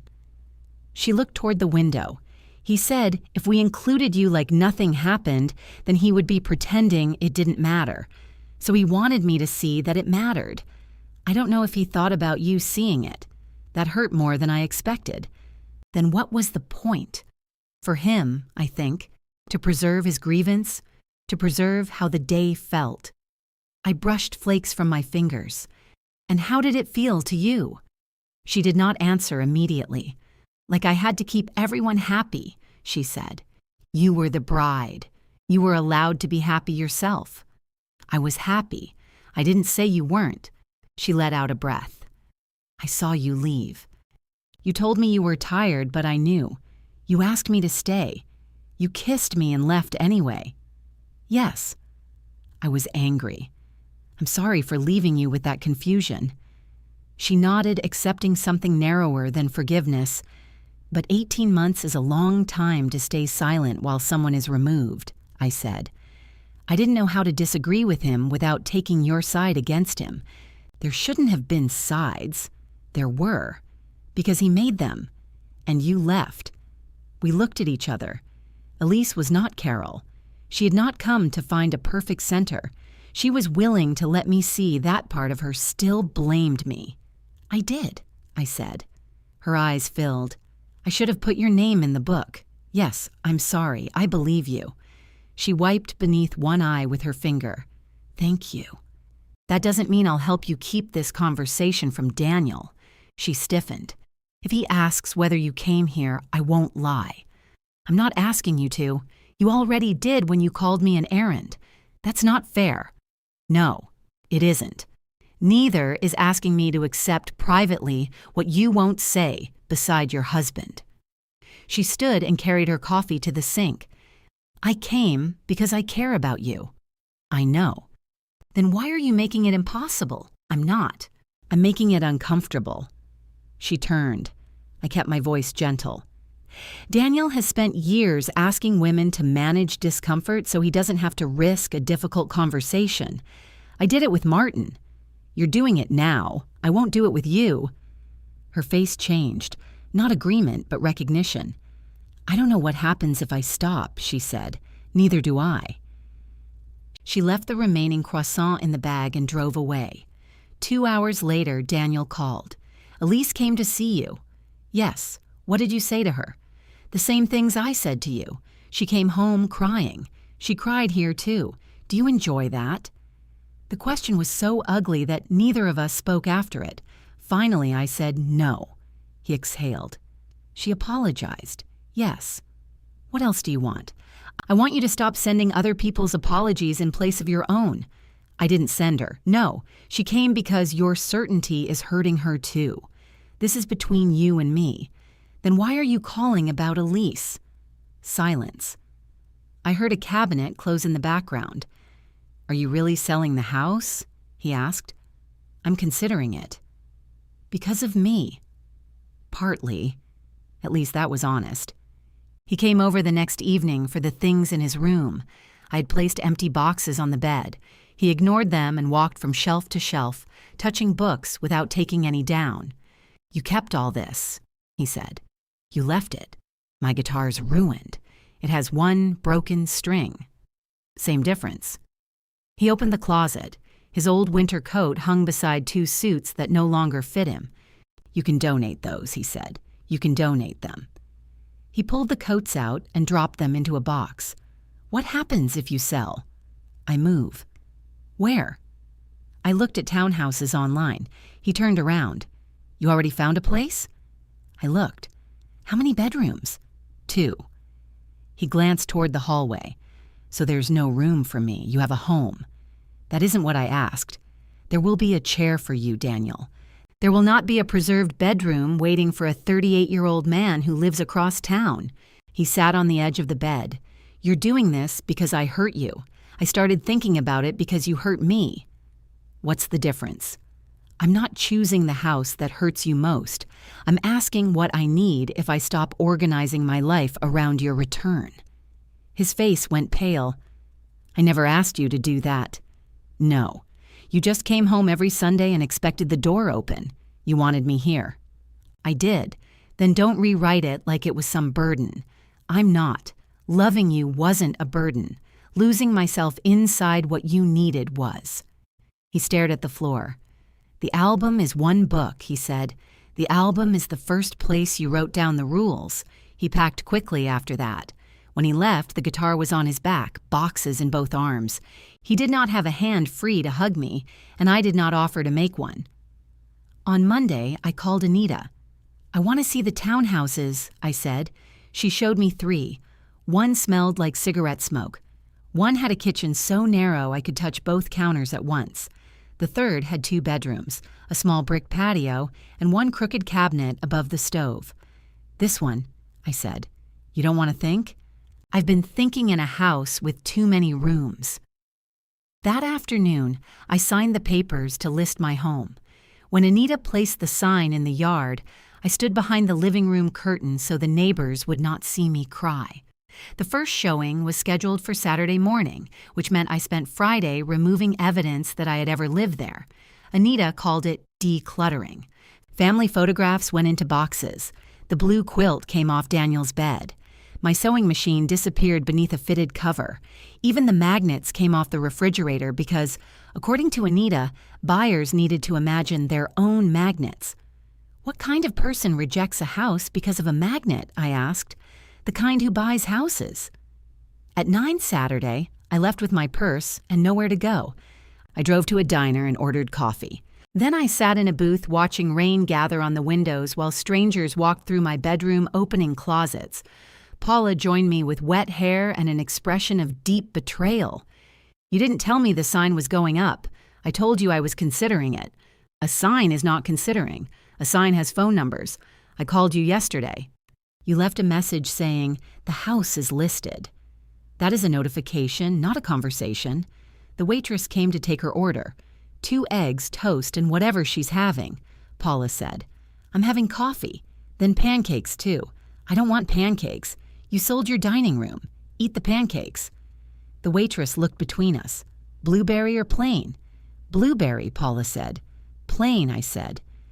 She wrote something down and left us to discover who had won. Paula removed her damp jacket. Does Daniel know? He saw the sign. That is not what I asked. He knew I was considering it. You and your careful words. They're useful. They're sandbags. I looked out the window. He hasn't called. Have you? No. Then I'm surrounded by brave people. The pancakes arrived with blueberries. Paula pushed the plate toward me without appearing pleased. Anita called at noon. There had been 5 groups through the house, 1 serious couple, and a man who measured the basement ceiling in 4 different places. What was he afraid of? I asked. His own height, apparently. By Monday, there was an offer. It was fair, conditional on inspection, and wanted a closing date 6 weeks away. Anita reviewed every page with me at my dining table. I signed where she placed yellow tabs. When she gathered the papers, the room seemed to change. It was still mine, but only temporarily. You can change your mind before we submit, she said. Can I change it afterward?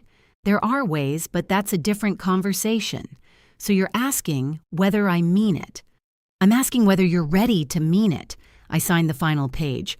That night, Daniel left a voicemail. Mom, it's me. I saw the pending sign. I guess you made your decision. I don't know what you expect me to say. Call me if there's something I'm supposed to do. There was always something he was supposed to do. That was how he understood my needs, tasks I assigned, expectations he might meet or resent. I did not call him. I sent a message to both him and Elise. The sale closes June 18th. Movers come June 19th at 8. You are welcome to help, but I've hired enough people. No obligation. Elise replied with a heart, deleted it, then wrote, "We'll be there." Daniel said nothing. Packing took 4 weeks and 27 boxes, more than Anita predicted. Paula helped on Tuesdays. Frank came one afternoon with a drill and removed shelves from the garage. Carol wrapped my dishes in enough paper to protect them from a controlled explosion. Elise came twice after work. Daniel did not come. The first evening, Elise packed books while I worked on the linen closet. We moved around each other carefully. She labeled a box, history/biography/misc, because she disliked making choices at the shelf. Daniel has been working late, she said. I didn't ask. I know. I folded a towel. How is he? Angry. At me?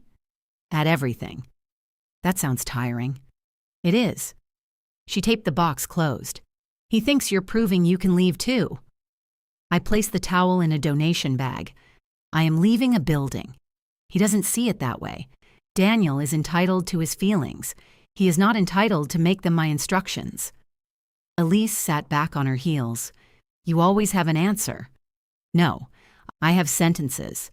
Answers solve things. She looked down at the tape dispenser in her hand. He says you don't miss him. I stopped folding. He knows better. I think he needs you to say it. I miss him every Sunday. I miss him when I see mustard in the refrigerator. I miss him every time something makes me laugh and I reach for my phone. Then tell him. He has not apologized. Maybe missing someone matters more than who apologizes first. Sometimes it does. And this time? This time, if I go back because I miss him, then he learns missing me is the only apology he ever has to make. Elise pulled another book from the shelf and wrapped it in paper, though books did not need wrapping. On the last night in the house, I slept badly. Every sound had history. The settling board in the hallway, the refrigerator motor, a branch rubbing the gutter above Daniel's old room.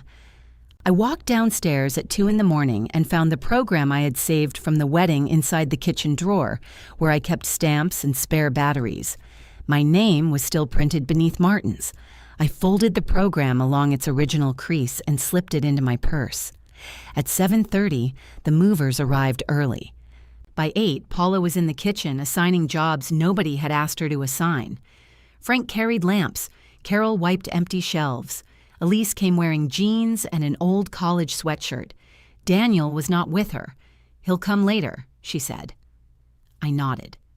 The movers carried out the dining table first. Without it, the room looked less like a room than a passageway. Sunlight fell across the pale marks where the rug had been. At 10, a car slowed in front of the house. I looked through the living room window. It was Daniel's car. He drove past. I told myself he might be parking farther down because the moving truck blocked the driveway. 5 minutes passed, then 10. Elise saw my face and followed my eyes. He said he couldn't do this, she said. What does that mean? He didn't think he could watch, but he could drive by. I didn't know he was going to. I turned away from the window. Paula appeared carrying a box marked bathroom. Where do you want this? In the truck. Helpful. Just put it with the others. She studied me, then looked at Elise. Nobody said Daniel's name. At noon, the old house was empty. I walked through each room with Anita for the final check. The nail holes looked darker without pictures around them. The blue room had 4 dents where the bed had stood. On the inside of the closet door, pencil marks showed the height of someone who had stopped growing long ago. I touched the highest line. Daniel, 19. I had made it the summer before Martin left. Daniel had complained that he was too old to be measured, then stood against the doorframe anyway. Anita waited in the hall. Do those need to be painted? I asked. No, the buyers might not want them. They can decide. I closed the closet door. Outside, Paula was waiting beside her car. Carol and Frank had already gone to the townhouse to meet the truck. Elise stood near the curb, arms folded. I handed Anita the keys, one for the front door, one for the side, one for the garage, one small brass key for a back door lock nobody had used in years. I had not known the house required so many ways in. Anita closed her hand around them. Ready? No. That's allowed. I signed the final forms at her office, then drove to the townhouse. The crooked cabinet above the stove was the first thing I saw when I walked in. Carol had placed a roll of paper towels on the counter. Frank was crouched beneath the sink, saying words Carol pretended not to hear. The movers had put the dining table against the wall because it was too large for the designated space. I told you, Paula said. You should have taken out one leaf. It has no leaves in it. She looked at the table. That thing was always arrogant. We arranged furniture until late afternoon. The sofa fit. The bookcases did not, so one went into the second bedroom. My bed faced the wrong wall, but by then I no longer cared. Elise stayed after the others left. She stood in the small kitchen while I tried to fit 6 pots into a cabinet designed for 4. This place is nice, she said. It will be. Daniel would like the patio. I put the largest pot on top of the refrigerator. He's welcome to see it. He thinks he isn't. He knows the address. She nodded. At the door, she hugged me. I'm sorry he didn't come. So am I. When she drove away, I locked the door and stood in the silence. The townhouse smelled like cardboard and someone else's paint. I ate crackers over the sink because I had no idea which box contained the plates. At 9, I found the sheets. At 10, I found the shower curtain. At 11, my phone rang. Daniel. I sat on the edge of my unmade bed and let it ring until voicemail answered. A minute later, the message appeared. Mom, I drove by. I know Elise told you. I was going to stop, but everybody was there, and I didn't know what I was supposed to do. The house looked wrong with the truck. He went quiet. In the background, I heard a turn signal clicking. I'm glad you got moved, he said. I hope the new place is what you wanted. The message ended. I played it twice. Then I carried the phone into the second bedroom, where boxes covered most of the floor. I found one marked Photos and opened it. On top was a picture of Daniel and me at his college graduation. Martin had taken it.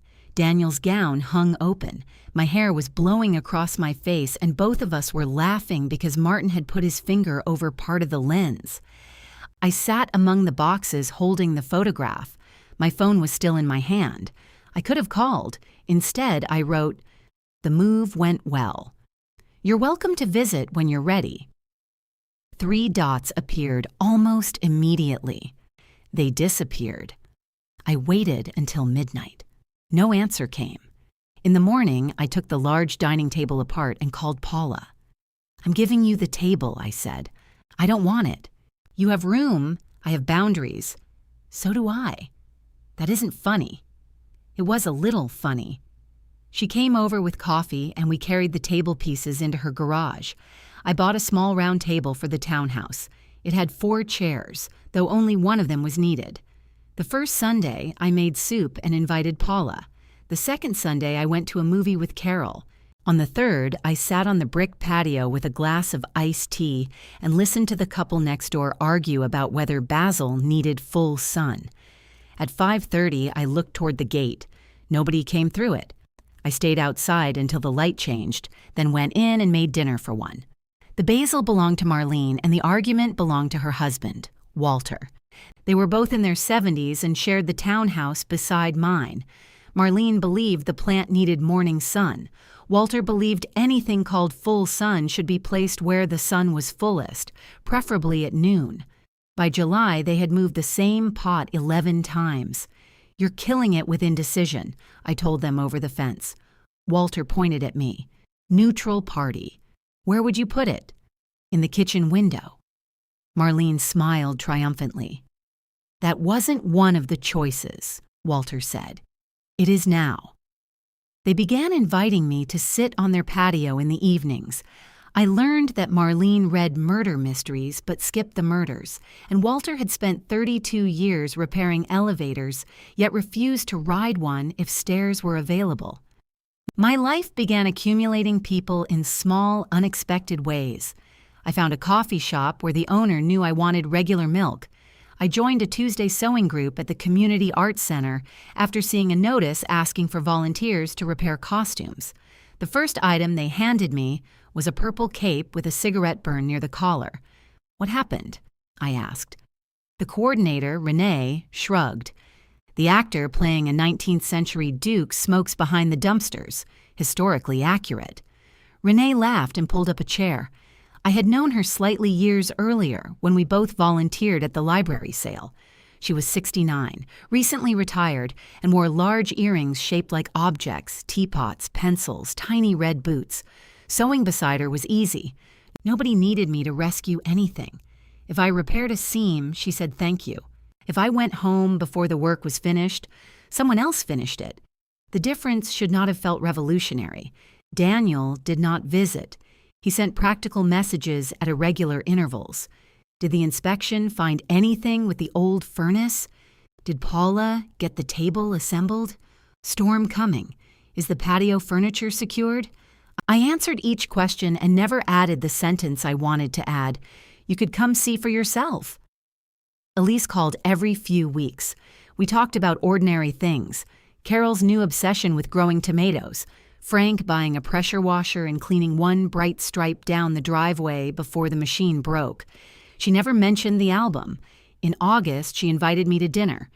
"Daniel's making salmon," she said. "Does Daniel know you're inviting me? He's sitting right here." In the background, Daniel said, "Hi, Mom." "Hello." A silence followed. Elise filled it. "Saturday at 6? I looked around my kitchen. The crooked cabinet had been straightened, though I sometimes missed its tilt. "I have plans Saturday." That was true. Renee and I were going to see the community theater production featuring the repaired cape. "Oh," Elise said. "We could do another night," Daniel said from farther away. It was the first invitation he had extended since the album. "I'm free next Thursday," I said. "Elise works late Thursday." "Wednesday?" Daniel came closer to the phone. "Wednesday works." Dinner was polite. The salmon was overcooked, but edible. I admired the herbs on their balcony. Daniel asked about the townhouse and listened while I explained that the upstairs shower took 3 full minutes to become warm. He did not ask for my key. I did not offer. When I left, he hugged me at the door. His arms tightened briefly, then released. "Drive safe," he said. "You too. I'm not driving. It's a general wish." He smiled. We did not speak about the album, the house, or the Sunday dinners. Still, the evening created a narrow bridge, and for a while we crossed it carefully. I attended dinner again in September. Daniel came to my townhouse in October to tighten a loose handle on the patio gate. "I have a screwdriver," I told him. "I was nearby. You work 20 minutes from here. Nearby is subjective." He fixed the handle in 4 minutes, then stood in my living room looking at the round table, the covered sewing machine, and the photographs arranged on the bookcase. The college graduation picture was there. He noticed it and looked away. "Coffee?" I asked. "I have a meeting." "Of course." He left without seeing the second bedroom. For 3 days afterward, I was angry with myself for being grateful he had touched my gate. In early November, Elise called about Thanksgiving. "We're hosting," she said. "You are brave. We have a new roasting pan. Then success is guaranteed." She laughed. "Carol and Frank are coming." "Paula. Martin." "Martin?" Daniel invited him. I closed my eyes. "He's still his father," Elise said. I didn't say anything. You breathed. I do that often. "We want you here. Do both of you want me there?" A pause. Then Daniel's voice came onto the line. "Yes, Mom, I want you there." It was not an apology.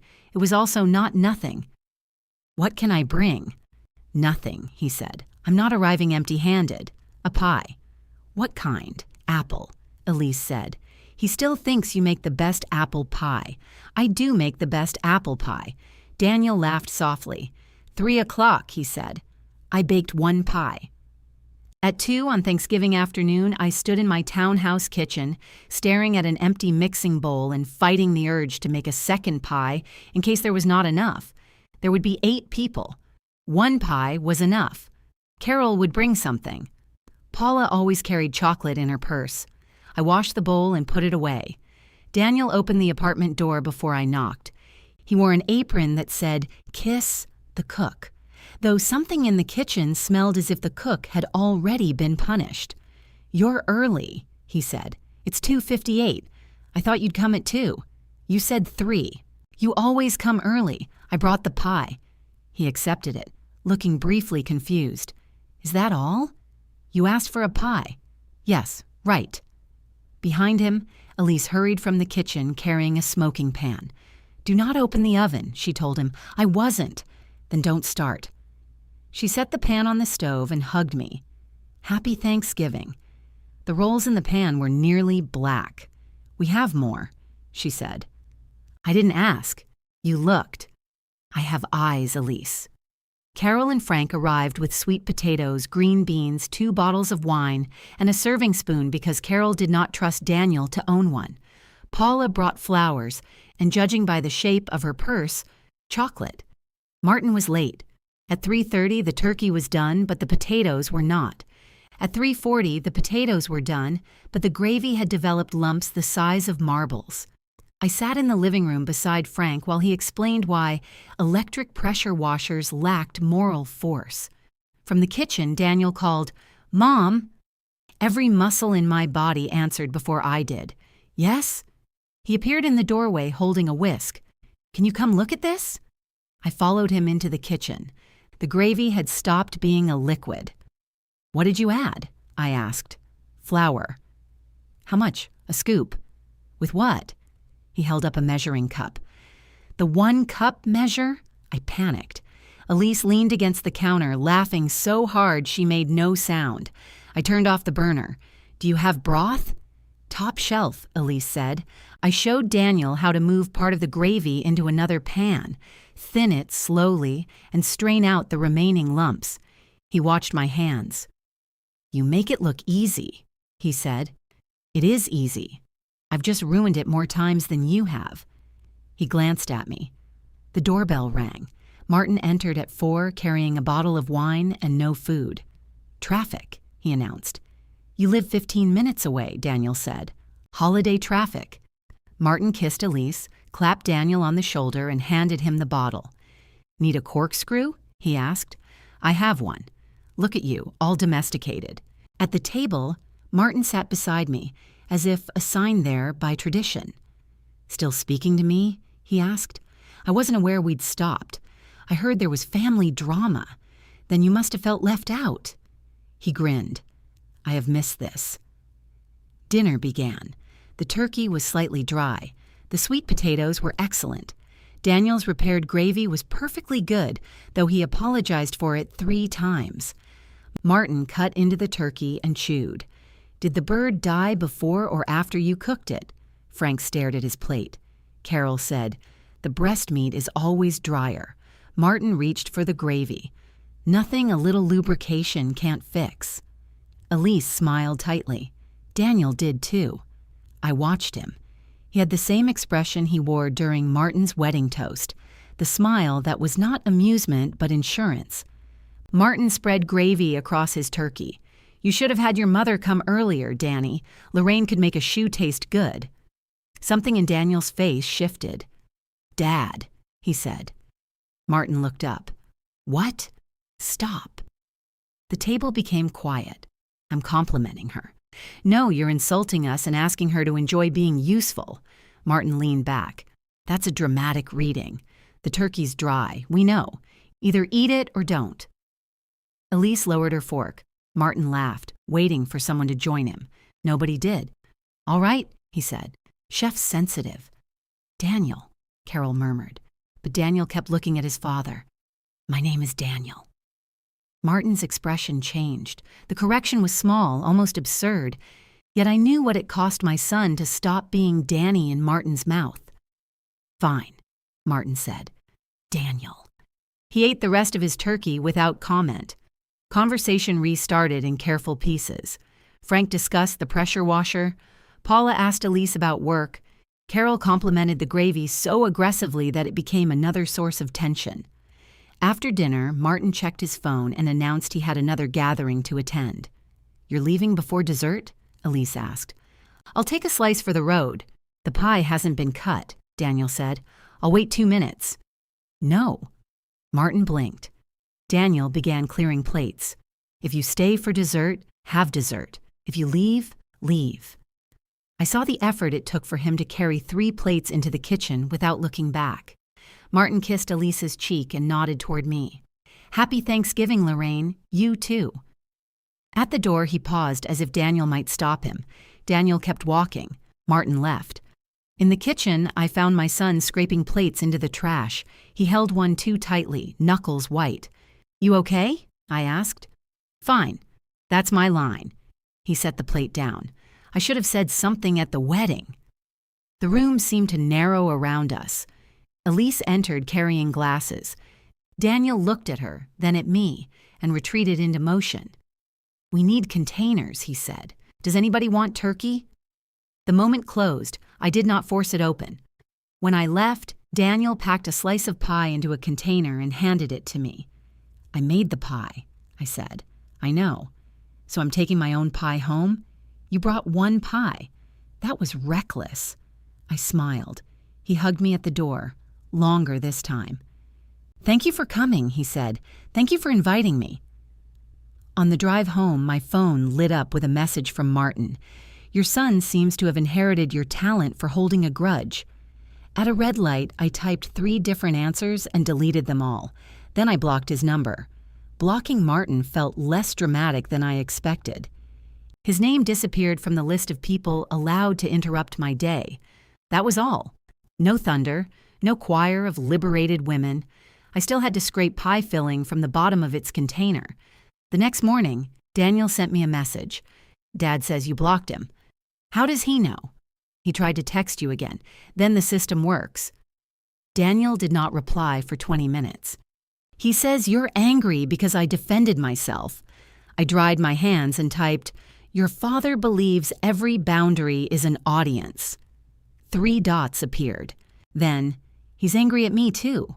I looked at that sentence for a long time. "I'm sorry," I wrote. "Are you?" "Yes." I expected him to call. He did not. On Sunday afternoon, he came to the townhouse carrying my empty pie plate and the container of turkey he had insisted I take. "You're returning leftovers?" I asked. "They've become a safety concern." He stepped inside without waiting to be invited farther. He had been there once to fix the patio gate, but this was the first time he entered with no tool and no excuse. His eyes moved over the living room, the round table, the 4 chairs, the sewing machine near the window, a half-repaired red velvet coat draped over the back of the sofa. "You're making costumes now?" "Repairing them." "For money?" "For amusement." "You repair other people's damaged clothes for fun?" "It's more enjoyable when nobody calls me a lifesaver." He looked at me. "That was a compliment." "I know." I took the plate from him and went to the kitchen. "Coffee?" "Sure." He sat at the round table while I filled the coffee maker. The townhouse had no place to disappear without leaving the room entirely, which was one of its better qualities. Daniel picked up a tiny ceramic boot from the windowsill. "What's this?" "Renee's earring. She lost 1 earring here?" "She lost 1 at the theater. She gave me the other because I admired it." "What are you going to do with 1 boot earring?" "I haven't decided." He put it back carefully. When the coffee was ready, I sat across from him. For several minutes, we discussed Frank's pressure washer, Paula's refusal to return my dining table, and Walter's plan to build a shelf for the basil plant. Then Daniel placed both hands around his mug. "I wasn't trying to impress you on Thanksgiving. I didn't think you were. Dad says I made a scene. Your father considers any interruption of himself a scene. I shouldn't have snapped." "Maybe not." He glanced up. "You agree with him?" "I agree that there were gentler ways to say it." "You wanted me to be gentle?" "I wanted you to be honest." "You were." He stared into his coffee. "I meant what I said in the kitchen," he told me. That you should have spoken at the wedding. Yes.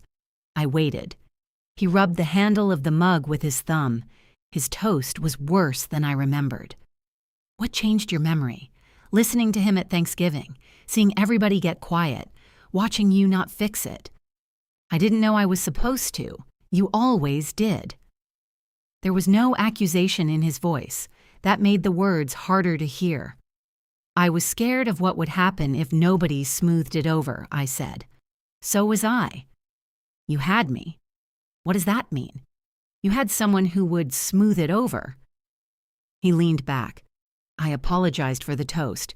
You said you should have spoken. That's an apology. It's the beginning of one. His jaw tightened. What else do you need? The album. He looked toward the window. I'm not asking you to change it, I said. Then what? I need you to understand why you made it. I already told you. You told me I left. You did. The familiar word entered the room and took its old seat. Do you still believe I wasn't family that day? I asked. He did not answer. Daniel. I believe family doesn't leave when things are uncomfortable. Your father left Thanksgiving. That's different. Why? He was angry. So was I. He didn't organize the dinner. I didn't organize your wedding. You were my mother, and he was your father. Daniel pushed his chair back and stood. Every conversation with you becomes Dad. No. Every conversation about what happened becomes the rules you created for him and the rules you created for me. I didn't create anything. He left because he was unhappy, and you kept the door open. I left after he humiliated me, and you erased my name. I was 19 when Dad left. You were 36 when he came back. He apologized. No, he spoke beautifully about regret and let everyone confuse that with repair. He made an effort. He came to holidays and told stories about the years he missed. At least he came. The sentence struck both of us silent. Daniel's face lost color. I put down my mug. There it is. That's not what I meant. It is exactly what you meant. You left before the pictures. And for one night, I became the easier parent to punish. He grabbed his jacket from the back of the chair. I shouldn't have come. Probably not yet. He looked at me as if I had slapped him. Then he walked out.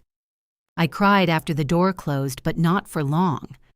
Marlene knocked 10 minutes later to ask whether I owned a ladder, and grief had to make room for Walter trying to install a basil shelf with 2 screws and unreasonable confidence. On Tuesday, Elise called.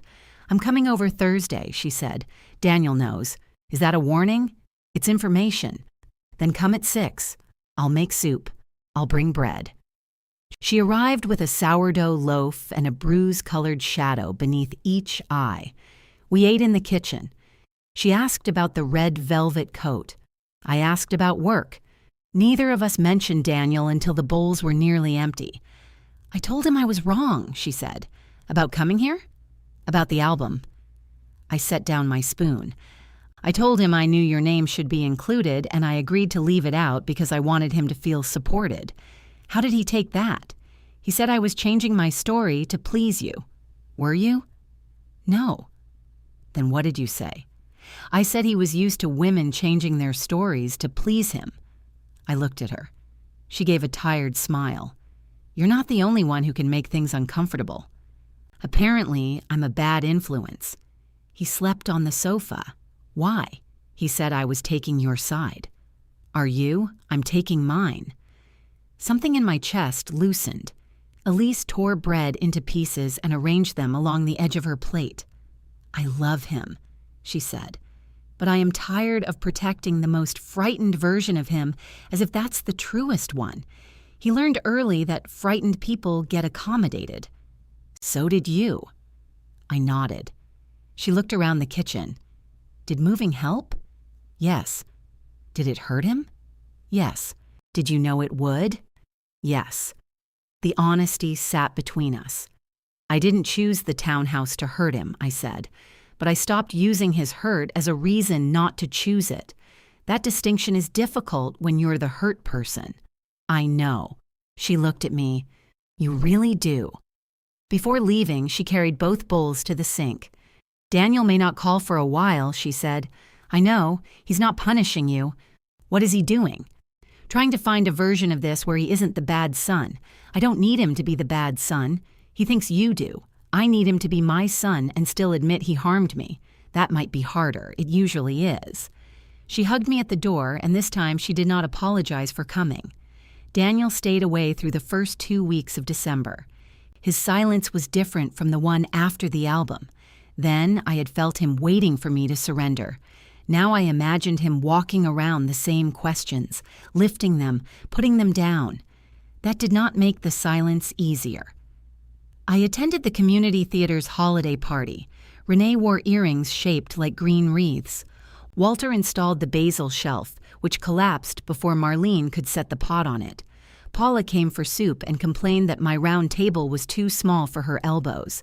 Life continued without asking whether my son had called. Then Martin called from an unfamiliar number. I answered because I thought it was the pharmacy. Lorraine. I nearly hung up. "Don't," he said. "Please. What do you want?" "To talk about Daniel." "No. He won't return my calls. That is between you and him. He's overreacting about Thanksgiving. That is also between you and him. You've poisoned him against me." I laughed. "I'm serious. You've had 17 years to prepare that accusation, and this is the best moment you found? You know how he is. He takes things personally. You mean the things you say to him?" I made a joke. "Of course you did. You always make everything sound worse." "No, Martin, I stopped making it sound better." He was silent. Then his voice softened into the tone that had once pulled me back into conversations I should have ended. "We did love each other, Lorraine." "Yes. I don't want to fight with you forever. We're not fighting. We're finished. That's cold. It's accurate. What am I supposed to do about Daniel?" I looked at the one ceramic boot on my windowsill. Tell him the truth without turning it into charm. Then let him decide what to do with it. What truth? That you leave when staying requires humility. His breath sharpened, still keeping score. No. I threw away the scorecard. I ended the call and blocked that number too. Daniel called the next morning. "Did Dad contact you?" "Yes. He said you hung up on him." "I did." "What did he want?" "He wanted me to make you answer his calls." Daniel was quiet. "I told him I wouldn't," I said. "He keeps saying you've turned me against him. Have I?" "No." "Then tell him." I did. He said I sounded like you. That's devastating. You'll recover. Daniel laughed despite himself, then went quiet again. "I called him after Thanksgiving," he said, "to apologize for embarrassing him. Did you?" He didn't answer for 3 days. I waited. "I kept checking my phone," Daniel said. "I thought maybe I'd ruined it, that he'd decide this was too much work again. And when he called, he acted like nothing happened, told me he'd been busy. I'm sorry. I believed him. That's allowed." "No, I wanted to believe him. That's allowed too." He breathed into the phone. "I knew you'd answer," he said. The words were barely audible. I sat down at the round table. "What?" "When I called you after the album, when I came over with the bagels, even when I gave back the key. I knew you'd be there. I knew you'd still love me." "Yes." I didn't know that about him. There it was. Not an apology yet, but the door to one. "So you protected him," I said. "I think I did. And punished me." He did not answer. "Daniel? I have to go." The call ended. 2 nights later, my doorbell rang. Daniel stood on the step with the Cream wedding album under his arm. I opened the door but did not step aside. "Is Elise with you?" "No." "Does she know you're here?" "Yes." He adjusted the album beneath his arm. "She told me not to bring that." Smart woman. I know. The night was cold enough that his breath showed. He wore no gloves, and the hand gripping the album had gone red around the knuckles. "You can come in," I said. He followed me to the kitchen and placed the album on the round table. It looked too large there. In his apartment, it had seemed designed for display.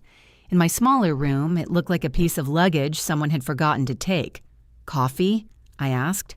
No. Tea? No. Then sit down before you reject the furniture. He sat. I took the chair opposite him. The album lay between us, cream linen bright beneath the kitchen light. I'm not changing the page, he said. I had not asked him to. Elise said we could order a new one. Add your name. Add some pictures. But you don't want to. I did. At first. What changed? He placed both palms on the cover. It would make me feel better. That's often the purpose of correcting something. No. It would let me pretend I didn't do it. I waited. Daniel opened the album. He turned the pages slowly. Elise with Carol, Daniel with his groomsmen, Martin straightening Daniel's tie in a hotel room, though I knew Martin had arrived after the tie was already tied. At the ceremony pages, Daniel stopped. My hand appeared against his sleeve. He touched the edge of the photograph. I chose this one, he said. I assumed you did. There were others. I know. How? The photographer took them in front of me. He gave a small nod. There were 17 ceremony pictures with you in them, 4 from before it started, 3 walking down the aisle, the ones under the arch, including the one where you pulled me beside you. Yes. Why didn't you choose it? He looked at the photograph of my hand. Because you looked happy. I did not understand at first. So did you, he added. We look close. I didn't want that to be the story. What story did you want? That you left. The words were blunt, but his voice was not defensive now. He sounded ashamed. I told myself I was being honest, he said. The wedding ended with you gone, and I wanted the book to show how the day felt to me. You were smiling in every picture after I left. I was getting married. You were happy. I was, and I was furious. At me, yes. He turned another page. The sunset portraits showed Martin with one arm around Daniel and the other around Elise. Carol and Frank stood on Elise's side. The composition was balanced, just as Carol had wanted at the rehearsal. I kept looking at the empty place, Daniel said. There is no empty place. There was to me. Then why didn't you put my name in the family list? He closed his eyes. I wanted you to see it. Elise had guessed he might not have thought about me seeing it. She had given him a kinder motive than the truth. You wanted me to see I had been removed. Yes. The refrigerator hummed. Somewhere next door, Walter dropped something heavy, and Marlene shouted, "That better not be the basil." Daniel almost smiled. It passed quickly. I thought if you saw it, you'd understand what leaving did to me, he said. You could have told me. I tried. You accused me. I didn't know the difference. You were 38. I know. No, I need you to hear that. You were not the 19-year-old watching his father drive away. You were a grown man choosing photographs with your wife. I know. You had months. 18. You had 18 months to become less angry.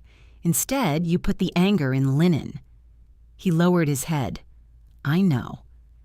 I stood and went to the drawer beneath the telephone nook. The wedding program lay between a pad of paper and a packet of spare buttons.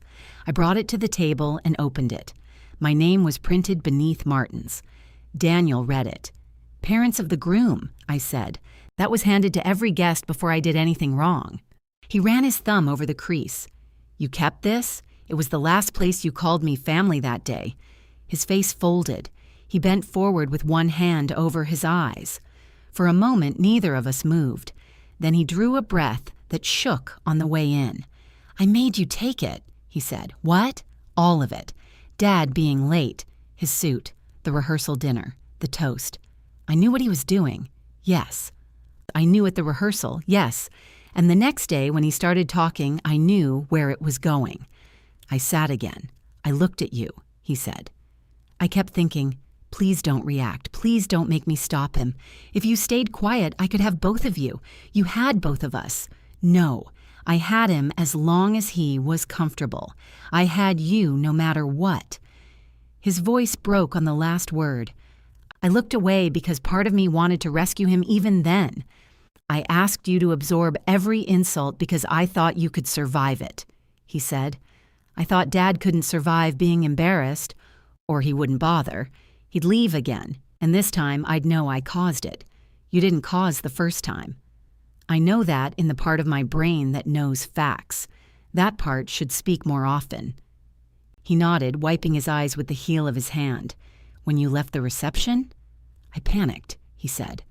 Not because I thought something happened to you, because I thought you had done what he did. I thought you were making me chase you. I went home. You said goodbye. To you and Elise. I know. You watched me leave?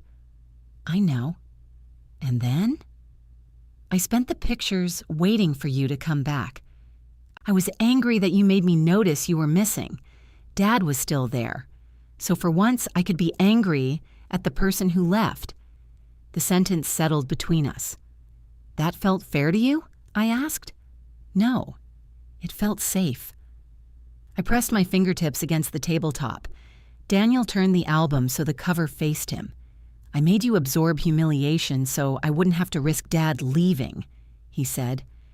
Then when you stopped absorbing it, I called you the one who left. He looked at me. I punished the parent who stayed because I believed she'd keep staying through the punishment.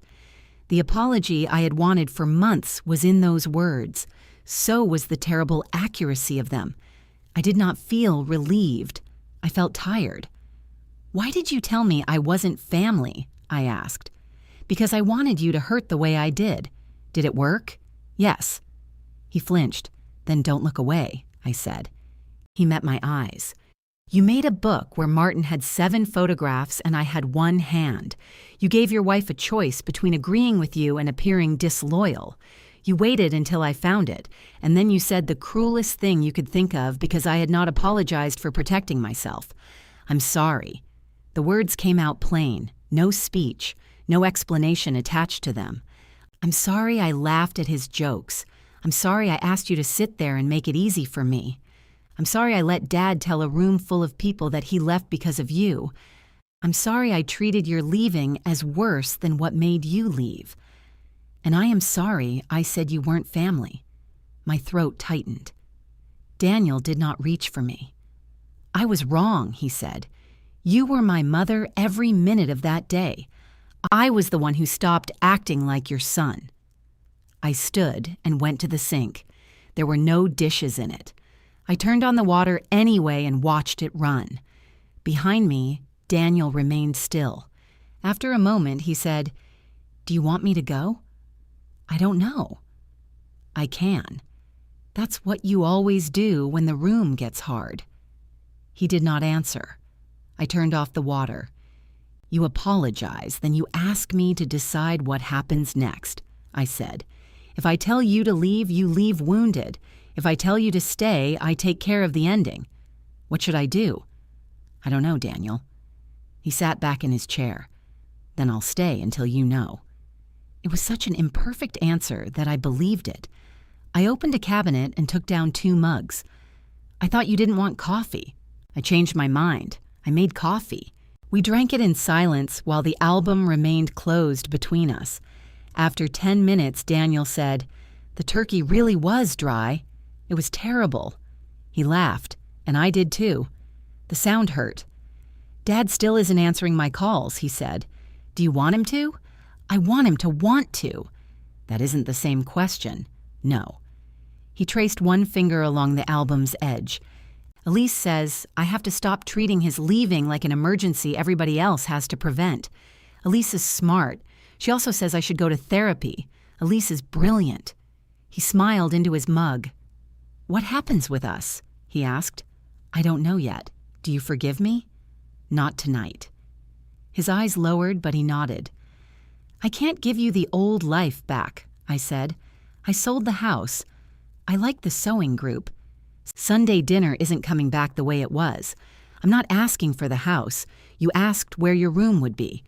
I was angry. You were honest." He absorbed that. "I don't want my old room," he said. "What do you want?" "To be invited." "Invitation is not ownership." "I know. Do you? I'm learning." He left after midnight. At the door, he picked up the album and hesitated. "Do you want this?" "No, neither do I." "Then take it home." "What should I do with it?" "Live with it." He held it against his chest. "Can I hug you?" I appreciated that he asked. I hated that I had to think. "Yes." His arms went around me carefully. I held him, but I did not soothe him. I did not say everything would be all right. I did not promise he had been forgiven before he could feel the cost of needing it. When he stepped back, his eyes were red. "I love you," he said. "I love you too." It was true, and it was not enough. That was new for both of us. The following Tuesday, Daniel came to the community theater's winter performance with Elise. He had asked first. Renee spotted them in the lobby and whispered, "Is that the famous son?" "He isn't famous." "You've talked about him. I've complained about him. That's how mothers create fame." Her earrings were tiny silver snowflakes. One caught in the velvet collar of the coat we had repaired, and I had to free her while Daniel watched from across the room. He saw me there among people he did not know, in a life that had continued without him. After the performance, he and Elise waited while Renee and I checked the costume rack. Daniel did not ask me to hurry.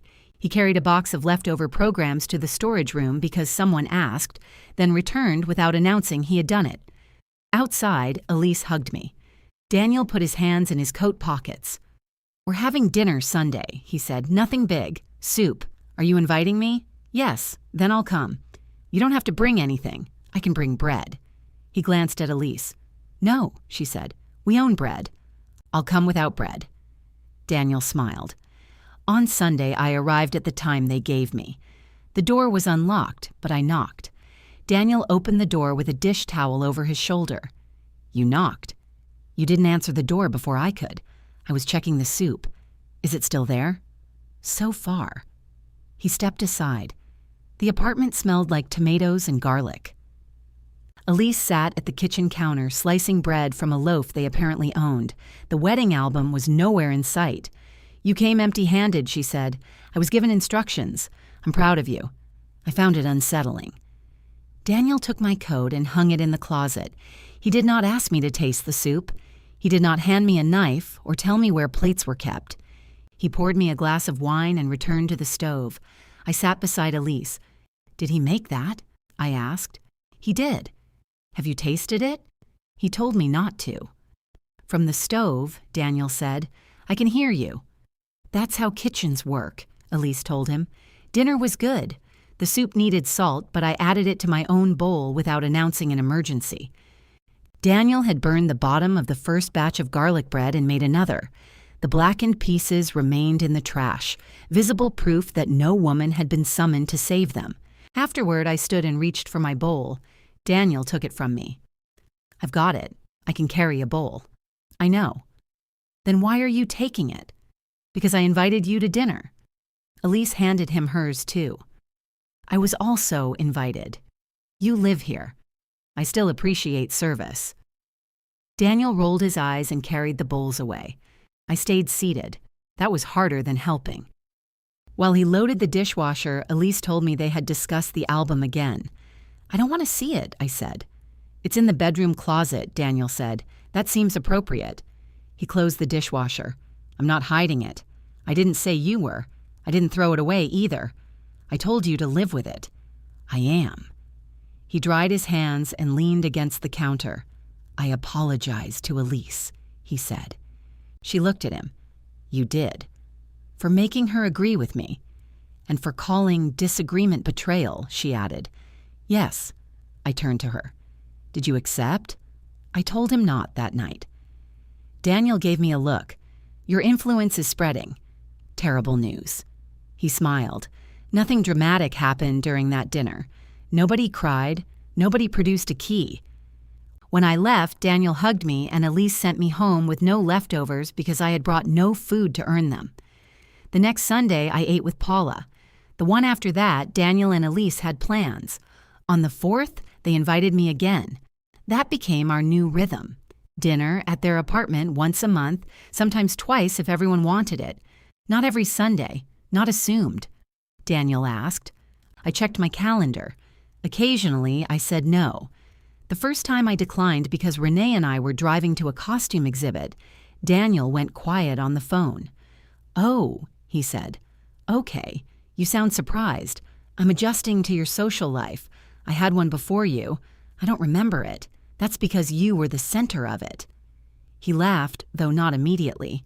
He began therapy in January and hated it with remarkable consistency. "How was your appointment?" I asked once. "Expensive. That isn't an emotion." That's what she said. He did not tell me what they discussed, and I did not ask. The evidence appeared in smaller places. He stopped saying I always did something when he meant I had done it once. He apologized without following the apology with "but." If I did not answer a message, he waited instead of calling 6 times and letting himself into a house whose key he no longer had. I never gave him a key to the townhouse. He never asked. Martin stayed away for 2 months. Then he began sending Daniel photographs from restaurants, golf courses, and airport lounges. No apology, no mention of Thanksgiving, just proof of motion. Daniel answered some and ignored others. In March, he invited Martin to dinner. He told me before inviting me. "You don't have to come," he said. "Do you want me there as reinforcement?" "No." "Witness?" "Maybe." "That isn't a good reason." He thought about it. "I want to see if I can have him in my life without asking everybody else to become smaller. That's a better reason." "So you'll come?" "Yes." Elise made roast chicken. Daniel made gravy with a tablespoon instead of a cup of flour. I brought nothing. Martin arrived 18 minutes late carrying 2 bottles of wine and a smile meant to erase the delay. "Look at this place," he said. "Domestic paradise." He kissed Elise, hugged Daniel, and offered me a cautious nod. Lorraine. Martin. Still blocked? Yes. He laughed because he had not learned another response. Dinner began well. Martin complimented the chicken without comparing it to footwear. He asked Elise about work and listened to part of the answer. He told Daniel he looked healthy, which was how Martin referred to weight without appearing to. For 40 minutes, everyone behaved. Then Daniel stood to clear the table. Martin leaned back and looked at me. "What did you do to him?" "I ate dinner." "He's clearing plates. It's a recognized activity." Martin grinned at Daniel. "Your mother finally train you?" Daniel stopped with a plate in each hand. "No, come on, Danny, I'm kidding. My name is Daniel." Martin's smile faded slightly. "We did this already. Apparently, we need to do it again." Elise remained seated. So did I. Martin lifted his wine glass. "You're getting awfully serious lately. I'm trying to be clear. About dishes. About Mom." My shoulders tightened at the word. I made myself stay still. Daniel set the plates on the counter and returned to the table. "You don't get to use her as a joke with me anymore," he said. Martin glanced at me. "Is this what you wanted?" "I'm not speaking," I said. "That's new." Daniel's face changed, but his voice stayed even. "You can stop, or you can leave." Martin stared at him. "Over that? Over the fact that I asked you to stop, and you're looking for someone else to blame?" The room went quiet. Martin pushed back his chair. "Fine." He stood and reached for his jacket. Every part of Daniel wanted to stop him. I could see it in the grip of his hand against the table and the pulse moving in his throat. Martin put on his coat. "Call me when you're done performing," he said. Daniel swallowed. "Good night, Dad." Martin looked toward the door, then back at his son. He waited 1 more second. Daniel did not move. The door closed behind him. Elise let out a breath. Daniel stood completely still. I wanted to tell him Martin would call. I wanted to promise he had not ruined anything worth preserving. I wanted to cross the room and hold him until the fear passed. Instead, I asked, "Do you want help with the dishes?" He looked at me. "No," he said. "I want you to sit down." So I sat. He finished clearing the plates with hands that shook. Martin did not call that night. or the next day. He waited 9 days, then sent Daniel a message about a baseball game as if nothing had happened. Daniel answered, "We need to talk about dinner first." Martin did not reply. Daniel let the silence remain Martin's. In April, Paula finally assembled the large dining table in her house. She invited all of us to dinner, then complained for an hour that the table dominated the room. "You made me take this thing," she told me. "I gave you a family heirloom. You gave me lumber with emotional history." Frank crawled beneath it to tighten a bolt. Carol brought flowers. Renee came wearing earrings shaped like tiny hammers because Paula had asked to meet the woman responsible for making Lorraine interesting again. "I was always interesting," I said.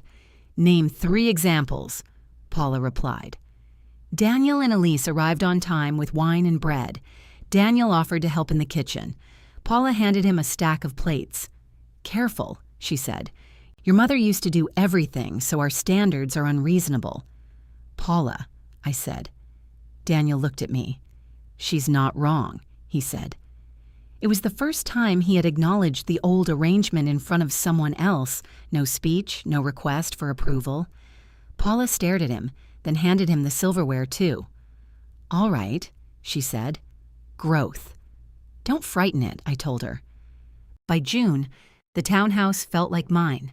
The patio held 2 chairs, a small table, and Marlene's basil plant, which she had given me after Walter bought a second one to prove his full sun theory. I decided to have dinner on the anniversary of my move. Not a housewarming, not Sunday dinner, just dinner. I invited Paula, Renee, Daniel, and Elise. Marlene and Walter came over for dessert. Carol and Frank were traveling, so Frank sent detailed instructions for adjusting my water pressure, even though nothing was wrong with it. Daniel arrived 20 minutes early. He knocked. "I said 6, I told him. "You also said you might need help moving the patio table. I said it was heavy. That's mother language for help." He carried it outside while I finished the salad. Elise arrived at 6 with flowers but no food, which I considered evidence that instructions could change a family. We ate on the patio beneath a string of lights Walter had installed after asking permission 4 separate times. The meal was ordinary: chicken, salad, bread. Paula brought a bottle of wine and claimed that did not count as food. Renee's earrings were little yellow suns. Daniel told a story about therapy that began with him insisting he had no control issues and ended with him reorganizing the therapist's magazines. At one point, I stood to clear the plates. Daniel took my wrist lightly.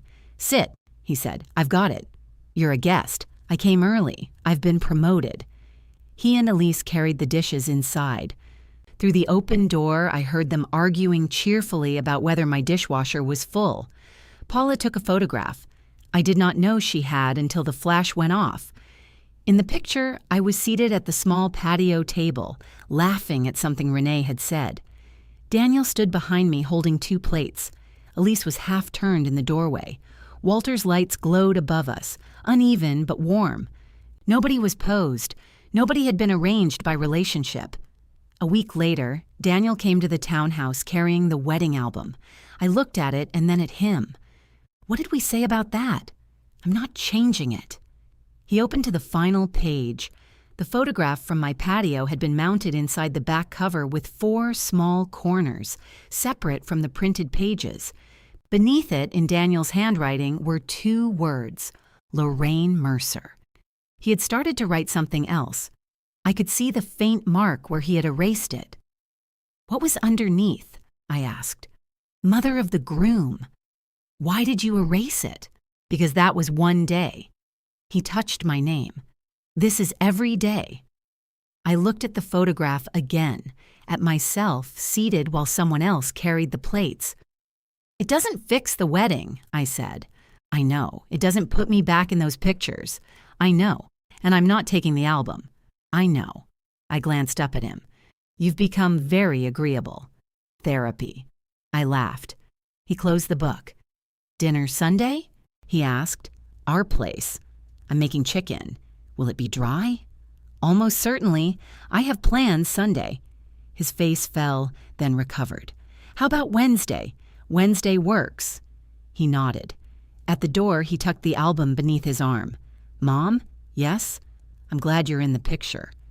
I looked past him to the patio where 4 chairs waited around a table that did not belong to anyone else. "So am I," said, and this time, when he left, neither of us mistook it for leaving.